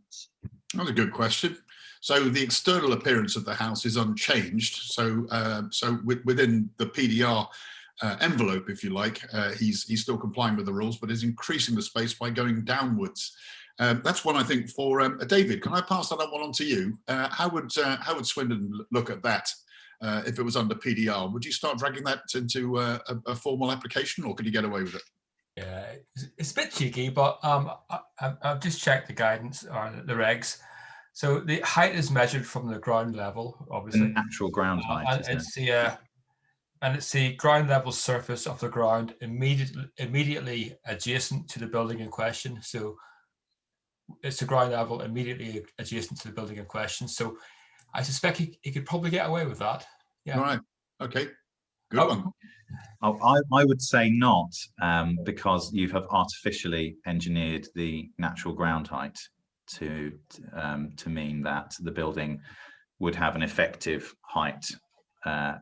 Not, and also the excavation of that much land would probably constitute engineering works in any event. Okay, and it's the engineering works that might trigger the requirement for a full planning approval. Yeah. If I could come back in there, I think Mark's technically right, but if he's going down the full meter, I think Mark's right. But you can excavate a bit, and I expect you get away with it. Yeah. Okay. Yeah, because remember, you're going down a meter, but then you'd have foundations to that structure anyway. You wouldn't just go down a meter and plonk it straight on whatever substrata was down there. You're probably going 2 meters down to, or 2.5. I don't know what the building regs are for foundation depths, but it would end up being more than a meter. Yeah, well, 1.2 meters is a standard sort of depth. I think what I would say in respect to that is, don't be afraid to go and ask for advice or to seek opinion from your planners on there. Because if you go through the whole build looking over your shoulder, wondering if someone's going to come in and say you're doing something wrong, that's a very uneasy feeling to carry. And we're all familiar with the stories of people that have just ignored planning and gone ahead and done some quite incredible things, building enormous mock castles and what have you without planning and hiding them behind straw bales, only to find themselves in protracted legal battles and having to eventually knock the things down. That's an exaggerated case, but even with these little things, it just keeps you up. It does happen a lot at conveyancing stage, Mike. I agree. So the truth outs eventually. Yeah. It's like with my general grievance with permitted development rights generally is that unless everyone, the buyer, their solicitors, the surveyors, etc., are all perfectly happy something is PD, you regrettably often end up having to make a very rushed and stressful certificate of lawfulness application at some point. So I just suggest either once you've finished the works, getting it signed off as a certificate of lawfulness. That's probably the most sensible thing to do. And I know the purpose was to reduce red tape, but actually, and a certificate of lawfulness is 80% of the work of a householder application. But that's my experience, that it can really have a problem at the conveyancing stage when there might be 2 or 3 houses and your dream house is the one you want to buy next, and it delays it by months and months. Yeah, absolutely. Personally, I think we've got enough stress at the best of times building our own home. I think why increase the pain by trying to bypass the system? Yeah, ask. That's what I'd say. Anyone else like to comment on that from our panelists? Just raise your hand up if you'd like to comment. I'd just say if you are digging down below the ground, depending on the ground conditions and material, obviously will dictate your foundation depth. Obviously, if you're into clay and you are going to reduce the internal floor level by 1 meter, then subject to the other trees and vegetation around, you may not actually need to dig much deeper for your footing. Yeah, that's a good point. That's a good point. Okay, thank you for that, Paul. Okay, so Robert's asking, how much influence do neighbours have? So I know that they were mentioned in a couple of the presentations. So if you've got neighbours who you don't get on with, can they object just because they don't like you? You know, they can object, they can kick and they can scream and make as much fuss as they like, but they've got to have some basis in planning law before an objection can count. I believe that's my take on it. It's a sad situation when you do end up with situations where you fall out with neighbours, but in my experience, a lot of it, the disputes actually start after planning activity has happened without proper communication and consultation with neighbours as what's being proposed. Party wall issues, for example, building right up to boundaries without proper consultation. That's where the fun starts. So good communication beforehand is really quite important. But as I say, as I understand it, if you can object, you can raise stuff. Things like a common one is, you're blocking my view. You know, I've had this lovely view of open countryside, and I've now got your house in the way. You don't have a right to a view in that sort of situation. So there's got to be a valid case in planning law before you can actually have an objection which would stop your plans. So let's just open it up, see if I'm right or not on that. Mark, what would you say? No, I completely agree with you, Mike. And actually, because of the pandemic, more people are working from home. And so their castle, if you like, their home, is all the more important. So the view that somebody enjoys out of what was before maybe a spare room downstairs is now their office, and they're looking out constantly over something. And if someone proposes building something that detracts or disrupts that view, or frankly just causes 6 months worth of noisy building work, even though that's not a material consideration, it will give rise to concern and objection. So yeah, unfortunately, I'm sure David gets thousands of objection letters a year, and as long as if those objection letters have a basis in planning policy and are well articulated, and that they will get traction with the planning officer, but sadly a lot of them don't. Okay, David, would you anything to comment on that? Just to agree what you and Mark said. It's the starting point is our own planning policies and guidance. That's what we focus on, not the number of neighbour objections. So it's starting point is guidance and policies. Paul, although the questionnaire was on planning objections and what have you, I've come across recent examples where people have had planning applications are going through, but some of the objections have been on the basis of building control. So something's going ahead, but is clearly contrary in terms of the building regulations approval, things like access for fire trucks and that sort of stuff, which the planners wouldn't necessarily be interested in because it's not a planning consideration on there, but the building control isn't. So Yeah. can you actually legitimately argue that, that although planning might go ahead, there are other reasons on the building control side where it shouldn't? Yeah, I mean, obviously, with your personal experience, it's quite clear that because the legislation is totally separate, and planners wouldn't understand what's going on in the building control realm and vice versa. So yeah, it is something which in remote areas or remote lanes, fire tender access is very important. Because the legislation doesn't overlap, things can get missed like this if people aren't aware. And so that's why in building regs and planning need to be even more joined up these days. Yeah, there we go. Mike, sorry, can I just ask Mark or David, just an extension to this? Emma was asking, do councils consult neighbours on the opposite side of the road or beyond, or does it tend to stop at just the party wall neighbours? Okay, good question there. So this is when your local authority is going out and either sending out letters about impending planning or consulting them on proposals. Is it just the immediate neighbours in party wall stuff, i.e. the other side of the fence? What's the sphere of influence around an individual house? David, I think that's one for you as an active planner at the moment. Yeah, if it's a rear extension, we would not consult a neighbour fronting onto your house if it's a rear extension. If it's a side or front extension, we would consult them. Right. Thank you very much.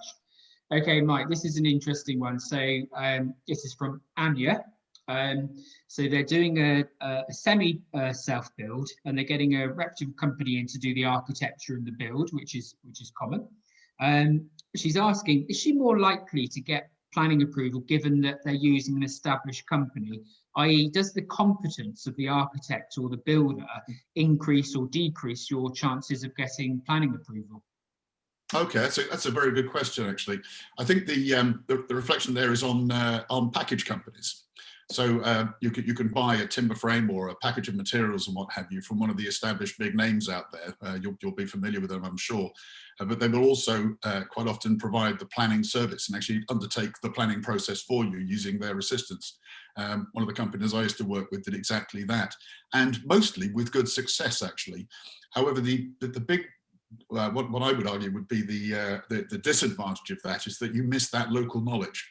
And if you've got a contentious site going on where you haven't got the planning history or maybe all of the information about what's gone before or the local immediate problems with that site, they can be overlooked because it's just a generic planning application that's gone through. So I would always argue for a local involvement. And Mark, in your experience there, have you come across that where you've had to take over from maybe a planning application that's failed on a national level, whereas you need local involvement? Yeah, we do a fair bit of sort of ambulance chasing, if you like, where an application has been made with the best intentions, might I add, but by a non-expert party, and many of those do go through. I'm sure that's the case. But they hadn't considered a particular constraint or the other problem with using these companies, they often have templated designs. They might have 10 different house types, which are either handy in one way or another, but they don't quite work on the site for one reason or another. Yeah. And you needed something more customized than one of their particular shapes. That's particularly the case with oak framed houses, which have particular spans and geometry and shapes. Mm.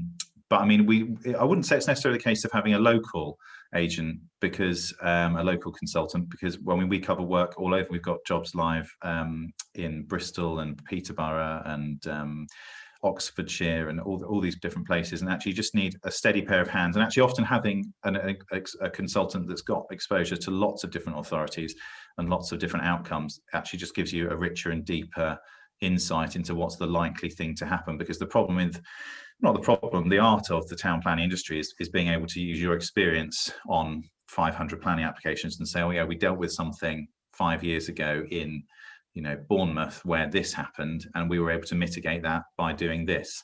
And because every site and every client and every local authority and even the officers are often different, it's being able, a planning consultant can help navigate that way through. So yeah, to answer your question, Mike, yeah, we do that. And of course, many applications do succeed, but it's obviously, we would get involved and we can assist in making resubmissions or reviewing cases. In my own personal case, the house I'm talking to you from was a self-build, but it was via a package company.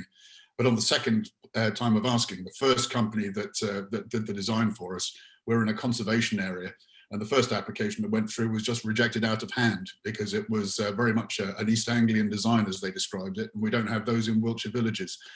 So that was just scrapped out of hand, and that was really us naively at the time, just thinking, well, it's a lovely house, better than what's already here, but the planners weren't going to have it at all. And that's when we had to go back to bespoke, and another package company successfully got it through. ABC, it's maybe is it something that reflects on the different nature of local authorities? Now, your experience of with the right to build stuff, you found a huge range of attitudes to self-builders and custom builders. I mean, maybe that's something that you could comment on. Yes, I mean, I think the first thing you say, most local authorities actually have split, so they have planning policy and then they have planning decisioning, and therefore you can find very different attitudes even within one local authority to different parts of that process. I mean, I think what you're trying to do is you're trying to add up things. You're trying to, it's a kind of cumulative bit, and the more you could do to increase your chances. So building homes that are appropriate to the condition, to the surroundings is a good start, and unless the site is so hidden that it becomes less of a feature, building on a self-build basis is better than others because the right to build legislation. In theory, my view is that building sustainably should help you get planning permission, because there is, although it's others may want to comment on sustainability and its kind of wording and use within the planning process. So I think about doing good things and think about adding these things up, and the more you can add up, those should begin to help. But there's nothing guaranteed in planning. That's the thing, I'm sure. For sure. Harvey, you had your hand up there. Yeah, so it's interesting you mentioned that, Andrew. So Kate has actually asked a question around passive houses. So they've had a pre-app for a new passive house in for 5 months, and she's saying, is that normal? It feels quite a long time. Has anyone else had a similar issue with pre-apps for passive homes? And should Kate rely on the architect to be chasing that up with the planning authority, or should she get directly involved herself? Yeah, good question on there. So council dragging its feet. What's the normal sort of time for getting a pre-app? I suppose one of the issues here is in these crazy times, getting the pressures on planners as well. An awful lot of work, not a lot of people available to do the work, and sickness and all the rest of it depleting. I suppose we're going to expect an increase in timescale. But I'm going to say to David, what's your expectation of the time lag from applying for a pre-app and actually getting one? Okay, so the Swindon target is 4 weeks, but I have to admit we don't always meet that target.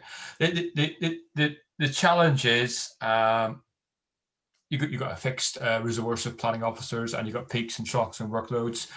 And when push comes to shove, we would, and most authorities would, prioritise the planning applications themselves, so the statutory planning applications, because that's what we get measured on by the government, our turnaround times of planning applications.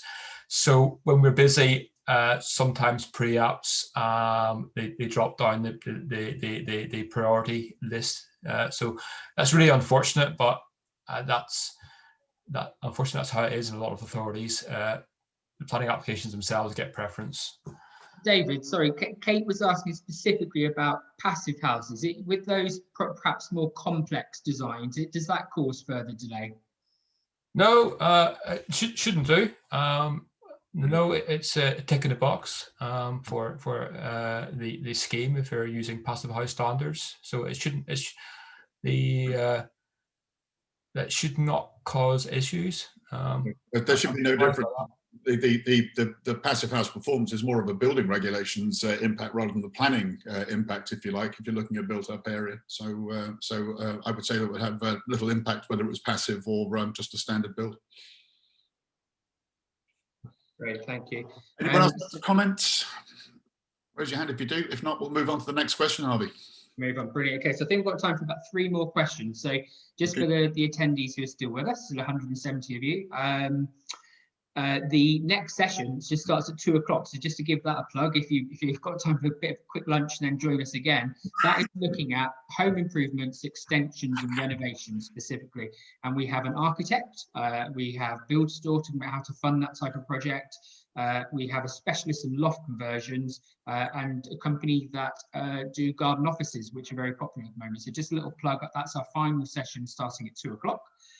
So a couple of quick questions. So what is the maximum time, this is from Paul, sorry, what is the maximum time allowance before planning expires? So how long a window do you get from planning being granted and it expiring?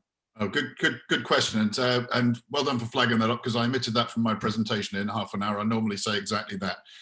When you actually submit your planning application in these days, you've got 3 years from getting approval to starting significant work. Once you've started that significant work, you can take as long as you want. But if you don't start that work within 3 years, then it will lapse. There is a difference when it comes to outline planning and getting your approval of reserve matters on there. But let's just speak to the experts out there and just ask if they can confirm that. Mark, that's about right, isn't it? Yeah, that's about right. With outline PP, you have, I think it's 3 years to then submit your reserve matters, which then you have 2 years after that to get on with the work. It's important to say just on class Qs, because class Q is a really popular one. The regulation is just slightly different with class Qs. You have to finish the works within 3 years. I have no idea why they chose to do it that way around. I've got no idea. But that's really important, because if you get the class Q, you've got building control to take care of, you've got tenders, you've got, you might have to discharge some conditions, you might have design changes. You've got to do all of those things and then, get on with it and have it materially complete, sort of up to an occupiable standard within the 3-year period, or your permission lapses. Particularly if you're selling the land, if you're selling the site, process can take 9 months because of conveyancing. Yeah. Okay. Good point. Now, David, I'm going to ask you on this as well. I said in the caveat is that significant work has to take place to actually get the planning live, and then you can take as long as you want to complete the build. There's a lot of discussion about what significant work is. Is it just digging a hole in the garden and saying that you've started, or what would constitute significant work in the eyes of a planning authority?